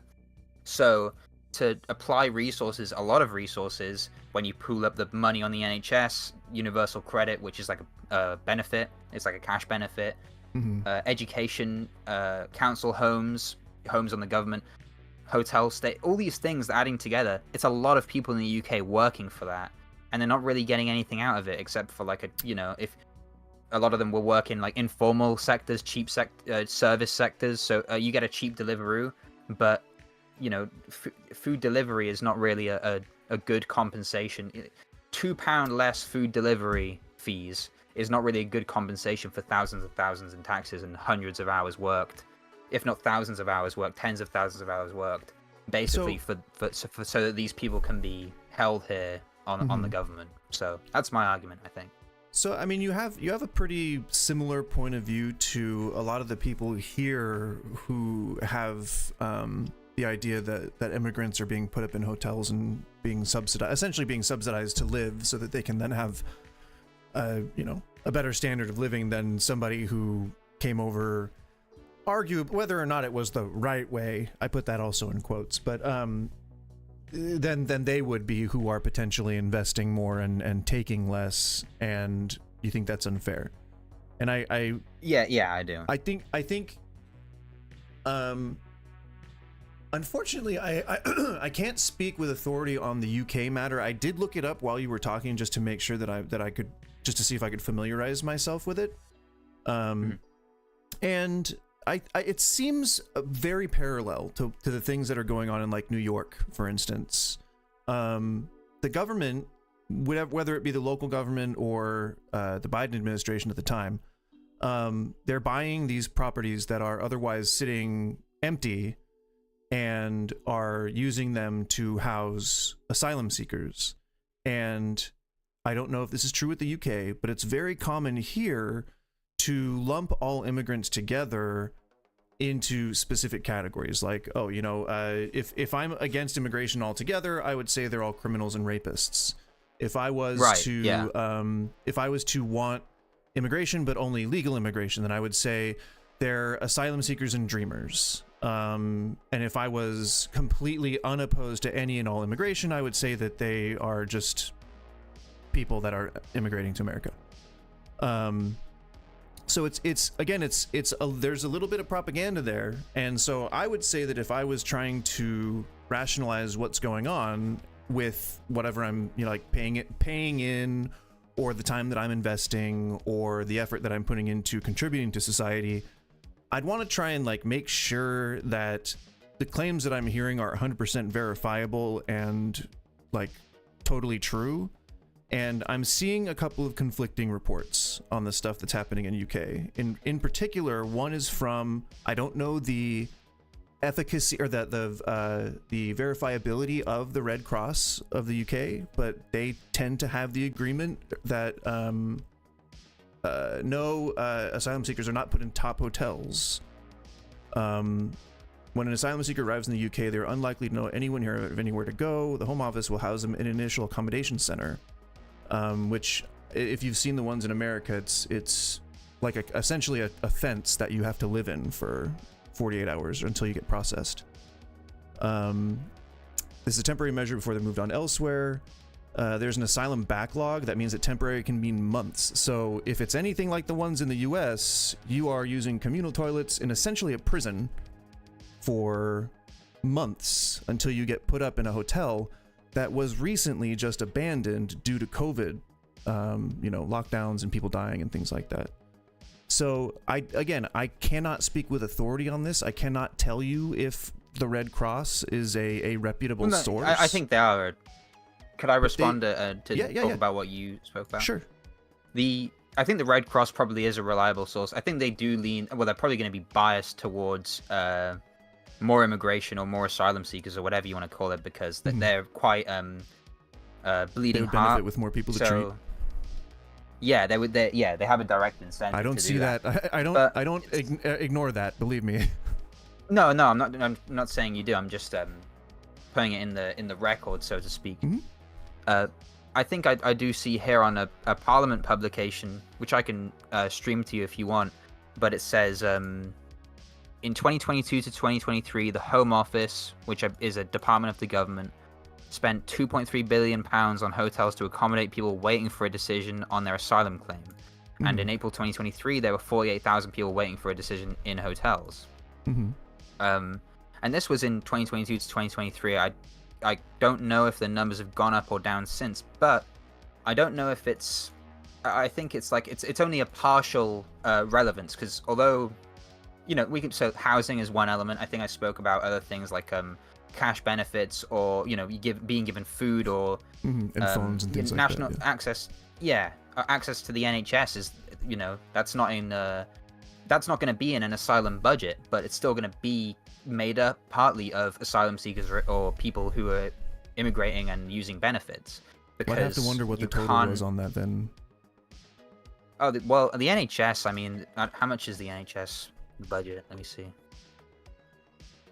Because you said they paid like something like billions of dollars for or billions of pounds for the hotel. Like I can only assume that it cost billions of pounds when the people. Oh, for the hotel, Right. Well, I mean, when they people will say that it's. I think that's either, if it's not offset by taxes, that's going to be inflationary, and you still have to have people to maintain and operate the hotels.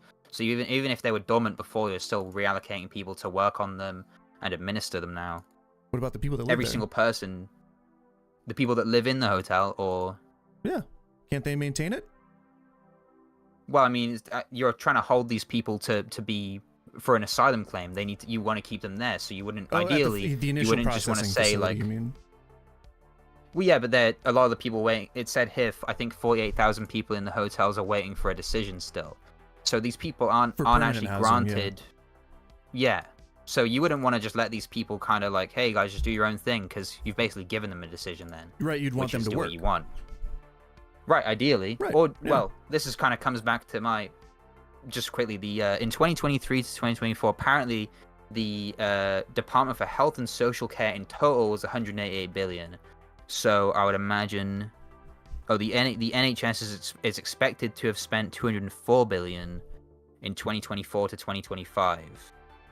So that's the general figure for the NHS, and there's going to be some of that, assuming that any of these people who are either granted asylum or waiting to be granted asylum, regardless of whether I would say an unproductive immigrant is, if any of them have any health problems, they're likely going to be using the NHS.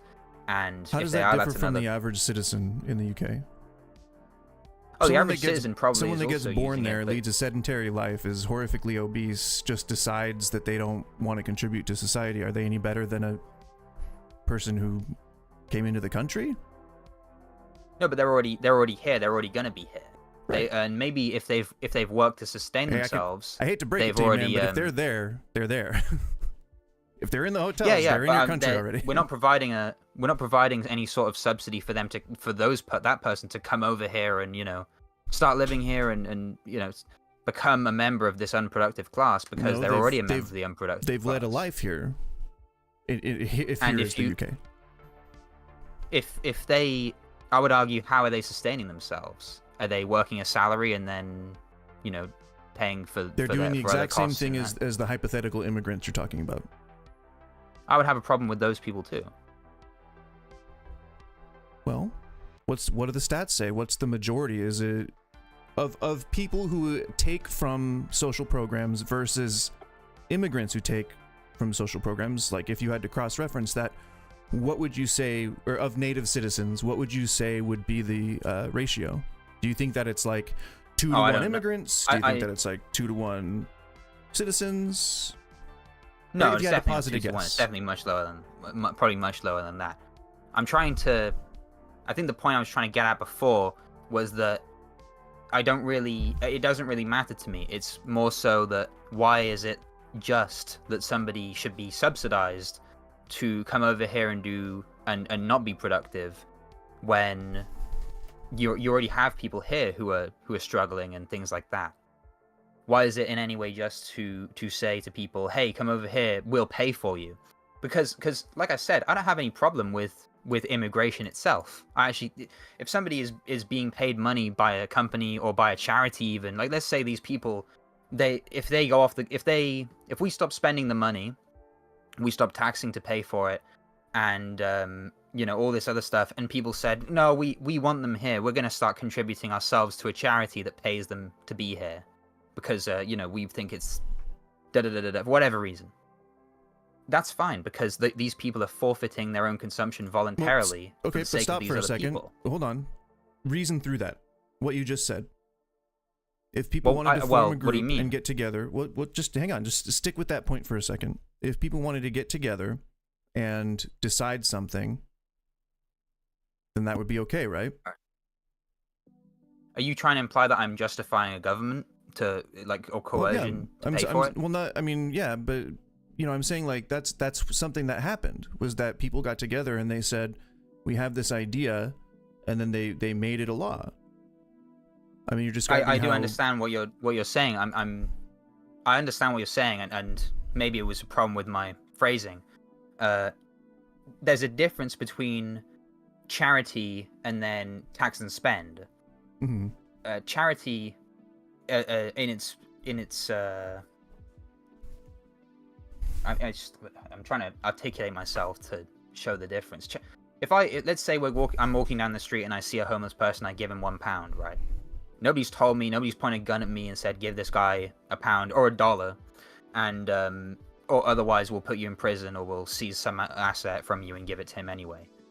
So what I've done is entirely within my choice, and nobody's gonna threaten to take my property or use my property in some way that I don't want it to be used, like putting me in a prison if I don't do it.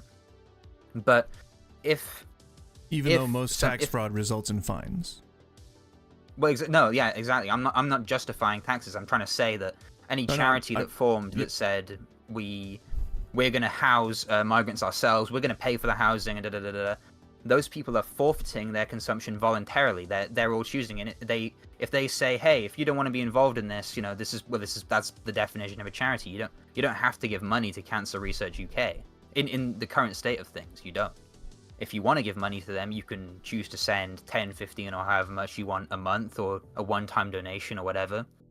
But you don't have to. You're not going to get put in prison if you don't, or taken to court if you don't, or have anybody show up at your door if you don't.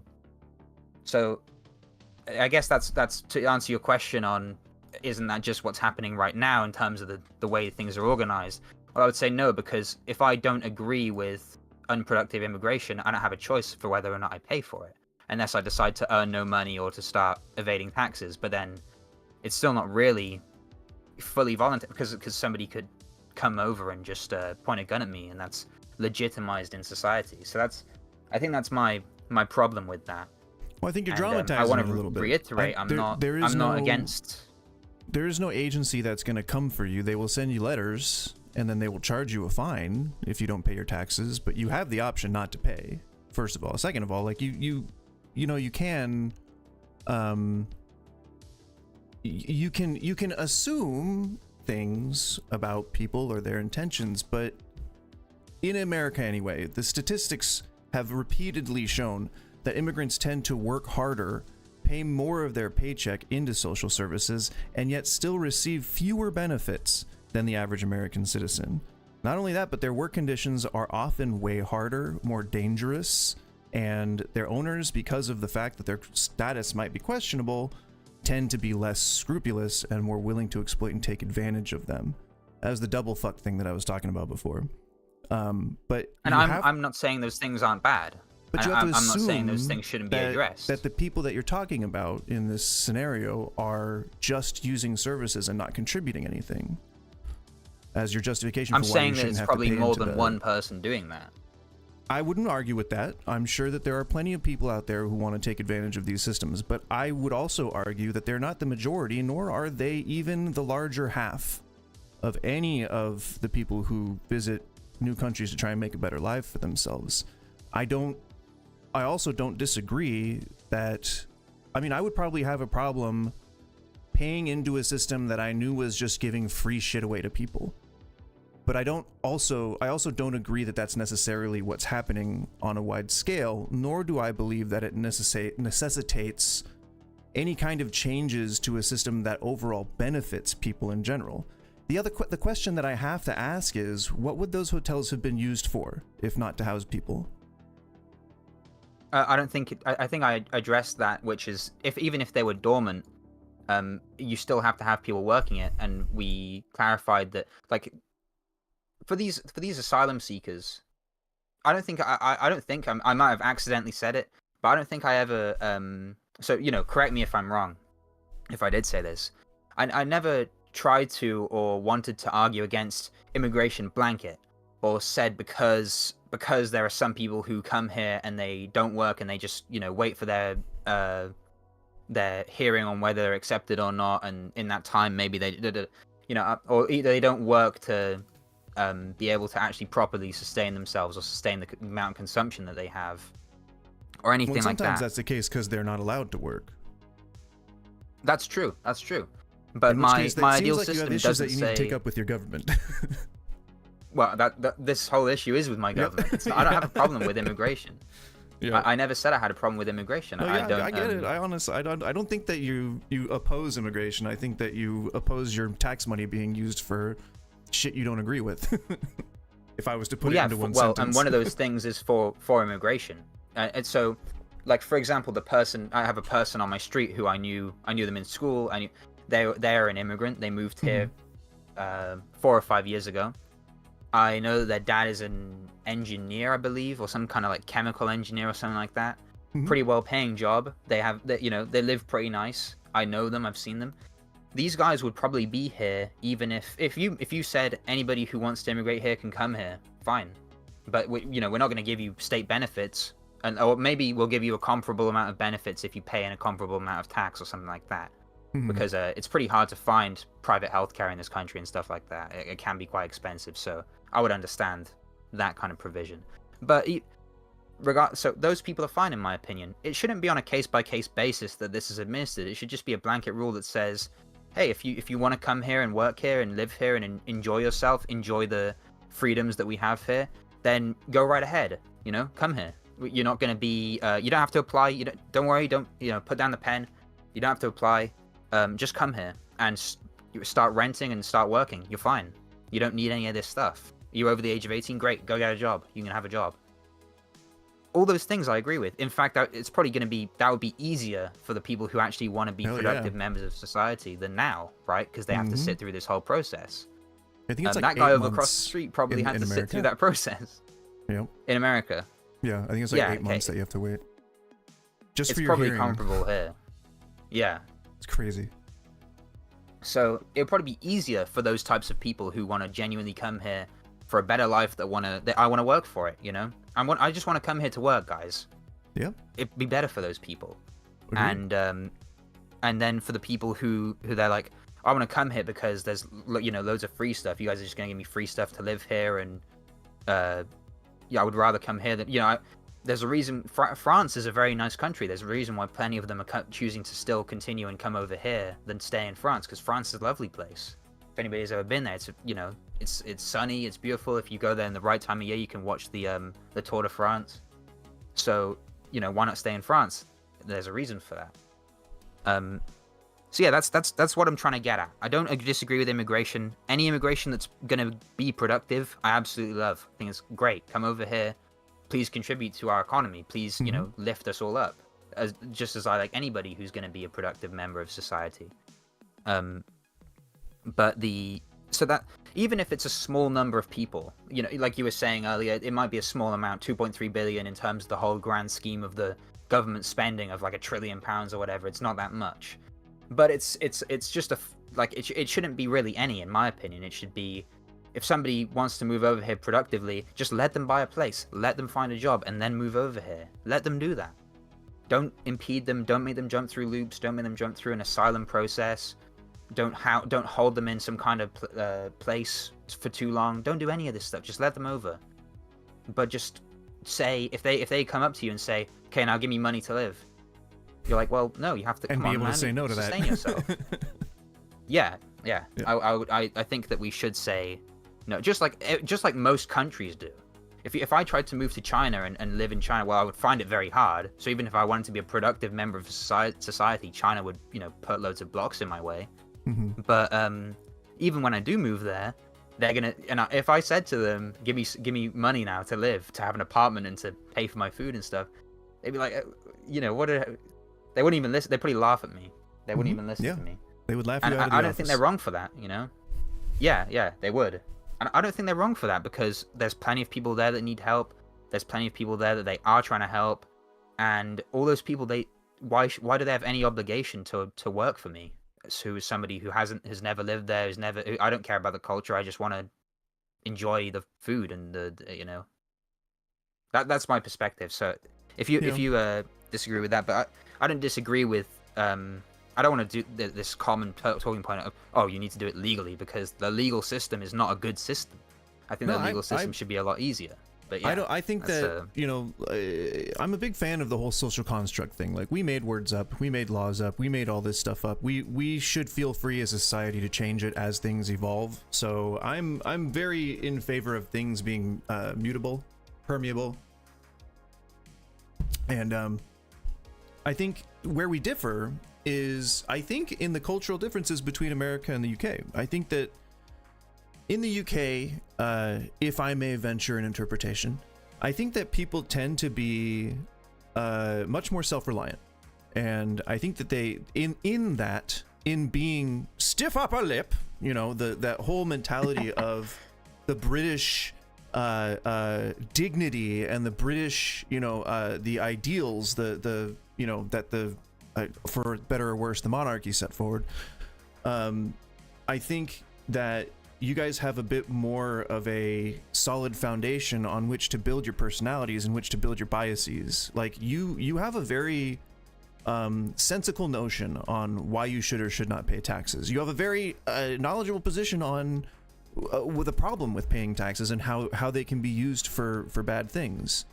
But I think where we differ is in America. I think that people I don't know that we necessarily rely on charity, but we rely on the ability to rely on charity, if that makes any sense. It sounds a little meta, but it's like we rely on the kindness of other people in order to do the things that we should be doing in society. And I guess you could say we pass the buck a lot, we pass on responsibility a lot to society, to big daddy government. And that's why the people that voted for Trump, they would claim to be these like, oh, I'm like borderline libertarian, I want ultimate freedom and stuff like that. But it's not that. What they want to do is participate in society without being told that they're wrong for anything. And that's why I think it's almost more necessary that we kind of swing the pendulum in the other direction, America, and tell people specifically, like, you guys got to come up here, and then we got to tell our government specifically, you guys got to stop people from coming up here, and then describe why it's not a problem. Like, if you look at Middle America and you look at any of the urban centers that stayed abandoned in the wake of COVID, like, you have potentially millions of units of affordable housing that can be zoned thusly, especially office buildings, old restaurants, old malls that still sit in the city that I live in, completely empty, just being held for some tenant that's never gonna come calling. And like, the reason why I feel like things are different is because, again, you guys are arguing over like nuance in Parliament. Like, you guys have some pretty specific problems that you're dealing with, whereas we're still trying to get racism out of the country. I'm sure I know that racism exists in the UK, but like, you get what I'm saying. Yeah, I was gonna mention that with the immigration thing. It's like a big impediment to the debate is a lot of racism. Yeah, a lot of people when they say, sorry, go on. You. Well, I was talking to my friend. I was relaying this argument to him, and I said, you shouldn't subsidize it. I believe in unrestricted, almost freer immigration than now, but it should also be free from subsidy. And he told me I was racist, and I was like, I don't think I mentioned that's an race, easy conclusion to jump to. I didn't exactly. I didn't mention race once. I didn't say. It's because it's so steeped in the American discussion. Immigrants. I think that there is a set of people in the UK who are like no to Muslim immigration, but I think that was back around like Brexit time, right? Like, I don't think that's really it's happening still. Oh, it's still okay. Maybe it's just not making. I haven't heard about it enough world news for you guys to hear it, right? Yeah. People in Britain are much more consumed in American media than people in America are consumed in British. Well, media. That often influences culture for the worse. Yeah, that's true. Yeah, like I think it'd be better if they came to their own conclusions, so honestly, yeah, I guess maybe that's why I'm not like anti-Muslim immigration, because there's probably plenty of people from Muslim countries or who follow Islam who like you were talking about these empty areas, right? You mentioned them in terms of some states after COVID, they've been abandoned, there's like empty malls. I don't have a problem with these people having, wanting to find out who owns these places and saying, we would like to purchase it off of you. You're not doing anything with it, so we'll give you like a fair value, and we would like to come together and buy it off you and turn it into, turn it into something nice. I don't have a problem with any of that. They should be freer now to do that than they are. They should be freer to do that than they are now, right? Currently in the UK. But just the government shouldn't give them a check for it. Is basically my argument. The government shouldn't say to any immigrant, "Hey, we're going to give you a redevelopment check of £50,000 or whatever for your home that you move into, or to purchase your home. Here's a free house, and you just keep it. It's on us." I wouldn't agree with that, and I wouldn't agree with that, would for, be really cool for anyone. If someone were to do that, it would be cool in theory, but it would probably lead to a massive inflationary bubble. A real estate, both house prices and Yep. Well, I mean, you have wouldn't be free.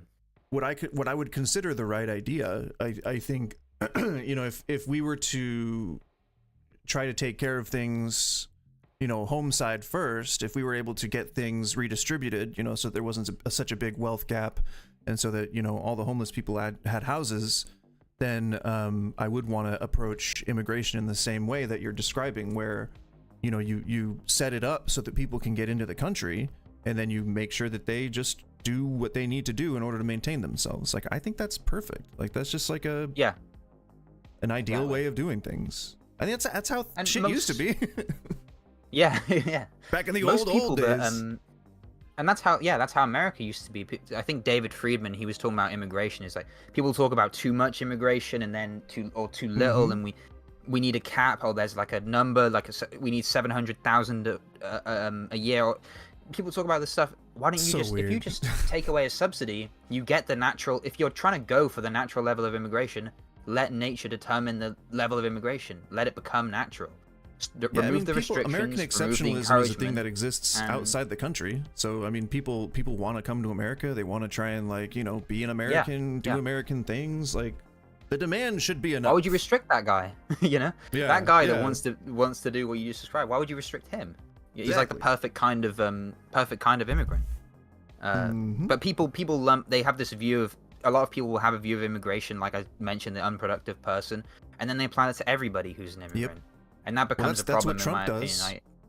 That's what got people. I on hear a that lot of people do that, sensationalist and I say train. to them, you know, hey, not all immigrants are like that. There's plenty of immigrants who are, and when I bring up the idea of just take away some of the benefits, or like if you pay in a certain amount of taxes, then you get the, you know, you get education back for your kids first, or something like that. Whatever. When I bring that system up, most people who I know who are both on the left and the right agree with me, and they say, okay, well, that seems like a sensible solution. So I think a lot of people, they just get kind of convinced and propagandized into this view of either a view that all immigrants should be paid, maybe, or I don't think many people even hold that view. They're so contrary, or they're so worried about maybe the prevalence of racism, that they go the complete opposite side. Yeah, which they I think don't you'll have people necessarily agree with, that but agree because of with the like concern, a universal that. wage or whatever. But yeah, no, there's very few people who think that we should totally take care and give a great quality of life to every immigrant that crosses that border. I would say, where the hell is mine? Yeah, exactly. Yeah.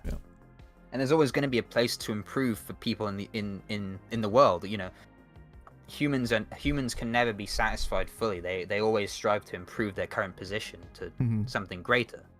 That's just a fact of human action, right? So yeah, it just comes back to immigration's completely fine. There's nothing wrong with immigration. Subsidized immigration on the government, you know, tax subsidized immigration is a whole different thing. I would like to be able to say that that's like not real immigration, because it's not necessarily immigration. It's more like importation, if you know what I mean. I know there's a big talking point of like, oh, we're importing, you know, millions of immigrants, and then, but then you have the talking points that people are using them as political props, which is very alive and well in America. Yeah, they're still shipping immigrants like to Martha's Vineyard and things just to make points.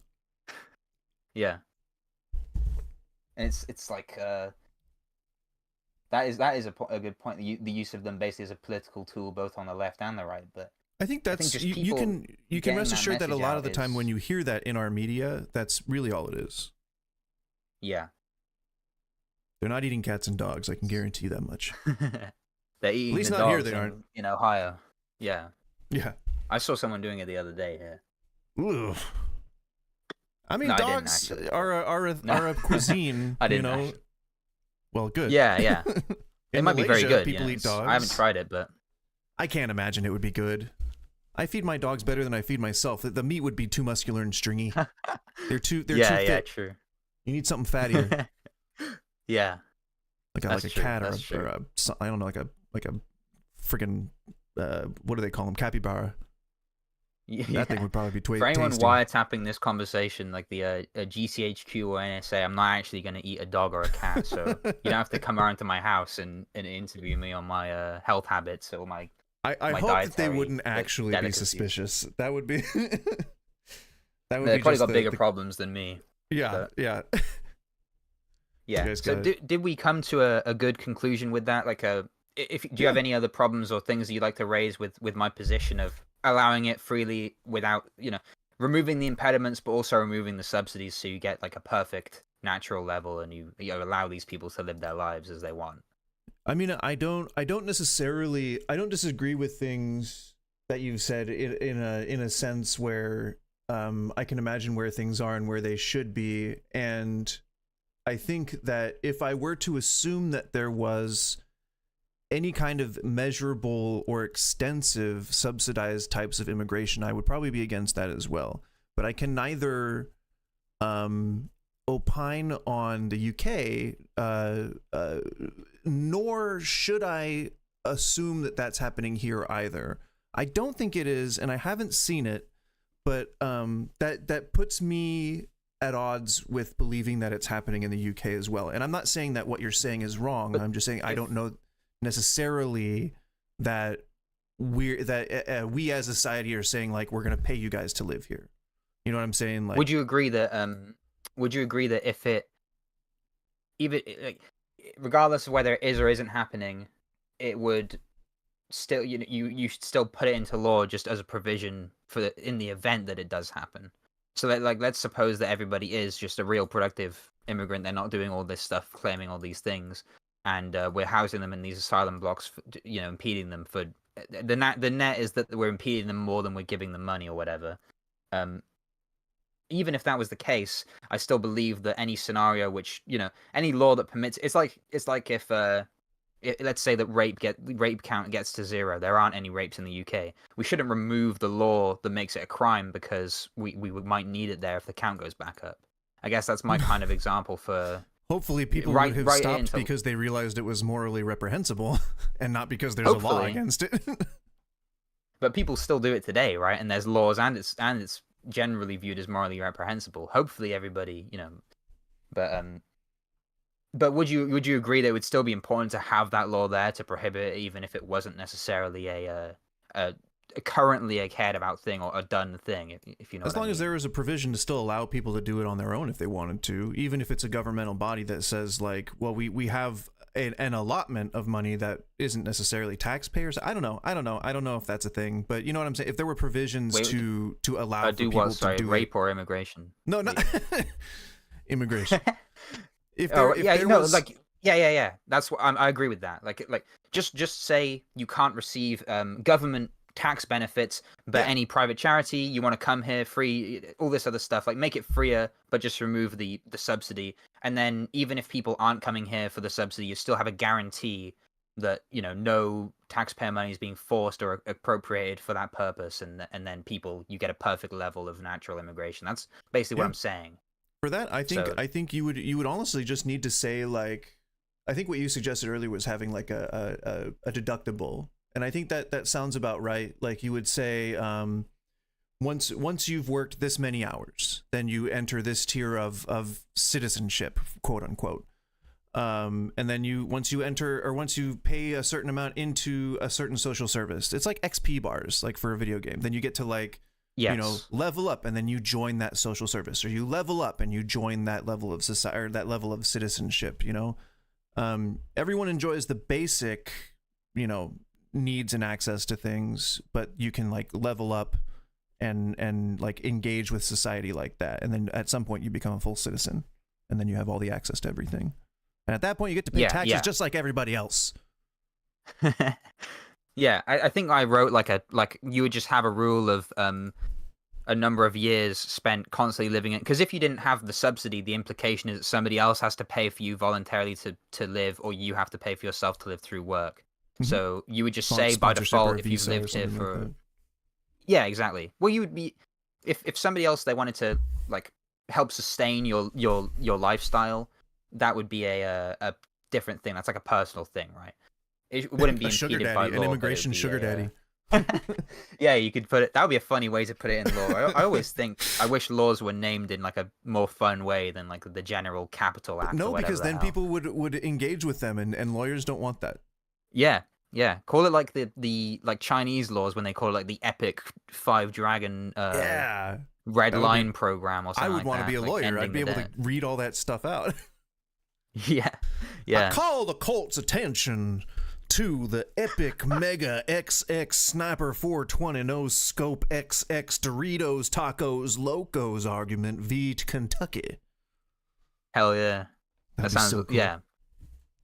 So I said you'd have like a number of year rule, like you could go 10, 7, 6 years, whatever, being actively present, living in the country. Yeah. And then after that, you would get a letter or an email or whatever you'd given when you entered, and just be like, hey, you're eligible to be a citizen. Would you like to be a citizen? Get all the benefits of it with all of the, any of the costs that it incurs. You wouldn't have to actually pay. Oh yeah, but it would just be added. You'd to be the like, thing. well, now you pay into the social services. Yeah. Yeah. And like all the things with education and stuff, for people who are like, you're talking about the points, like the points bars. You would just have a price for those, because like let's say I'm like paying £1,000 in tax, and that entitles me to 1,000 to whatever pounds worth of social stuff.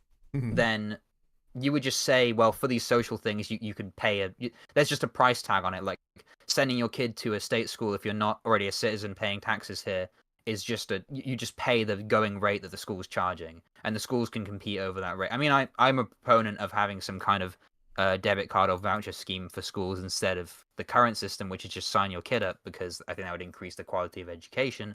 But then you have to assuming ensure that things are the way. Yeah, exactly. I would try and make sure that no.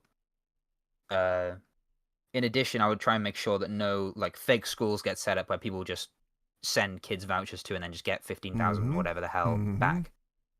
So but after a certain number, you would just have a price on those things. So let's say you're an immigrant and you are living here, sustaining yourself, and you want to send your kid to the nearest school, which so happens to be a state school. They say, well, you're not paying tax, so the price tag is this amount per head, and they would just go into the school.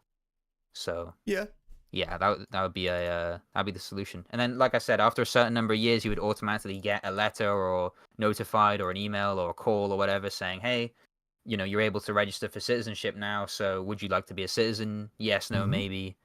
Come in, give an ID, and we'll, you come in and give the piece of paper that you were given when you entered the country to prove that you did enter it a certain number of years ago, and that you're that person. Card.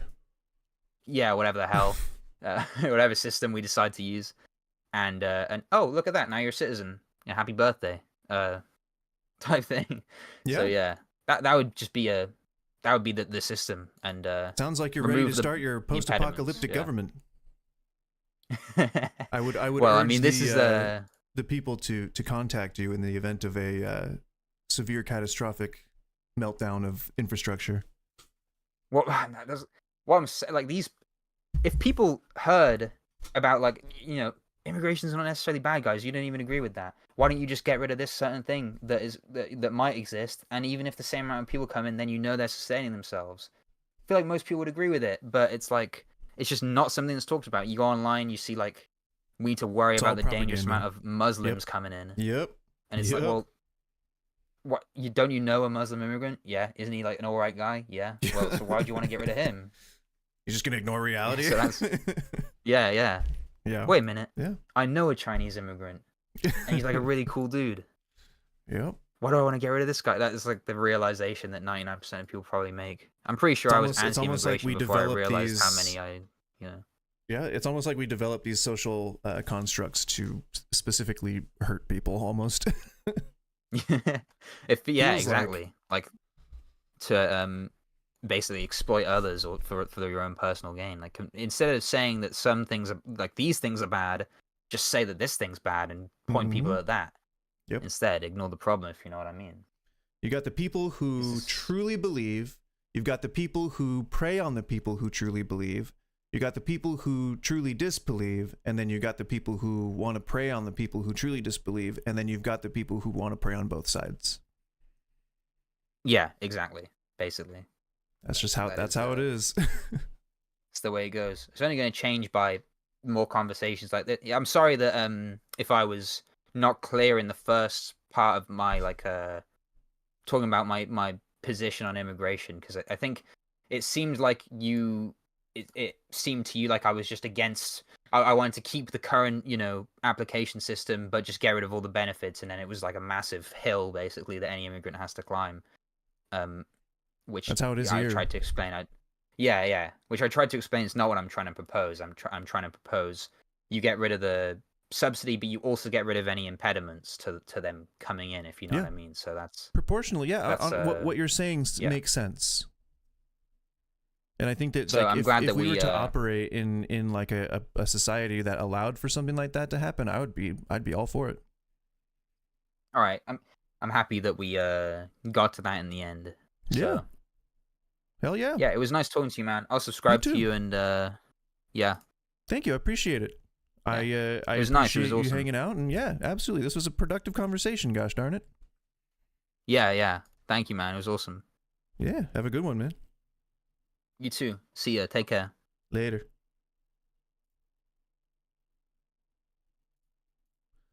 All right. Well, I'm gonna close Discord just because I don't know if I actually left the thing. I think I did. I'm not sure. I think I did. I think it shut down properly. If not, I closed Discord, so now I can be sure. Well, thank you guys so much. We went over, which is always a welcome thing. I typically just don't have a reason to go over, so if I can go over on the stream. Bajambo, what? I just made that up. I don't know what that word was, but maybe I'll figure it out for tomorrow. Tomorrow, by the way, great lead-in. Just so you know, that was a really good lead-in just now. Just my lead-in was really good. Tomorrow is Talk Tuesday. Talk Tuesday is still going to be not those topics. Those topics still going to be those topics there, and we're still going to have the floor open to calls. So feel free to call in or add yourself to the Discord if you would like to emerge from the waiting room when we open up calls tomorrow. But 11 a.m. Pacific Standard Time to 2 p.m. Pacific Standard Time, we're going to be chilling, and we're going to be talking in general. I don't know if we're going to talk about anything specific. Probably.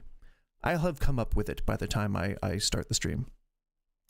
Oh, I forgot to ask him if he knew Alex Horn. I'm kidding. That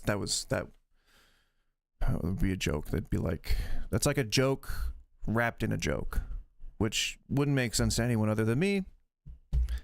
I don't know why I said it. Sometime when we're all close friends, when we've all spent so much time together that it's almost like we were never apart in the first place, y'all are going to catch my sense of humor, and it will make sense. It might take some time, though. Anyway, I'm Goose. Thank you so much for stopping by. Please go ahead and do all the liking and subscribing and stuff like that. I would really appreciate it. It's the engagement that I need at this point. So keep engaging, and I'll keep engaging right back. And then I'll see you guys tomorrow. All right? Have a wonderful day. Have a wonderful evening. And then have a wonderful sleep. And then the middle of the night. And then hopefully you get a good amount of REM sleep cycles. All right.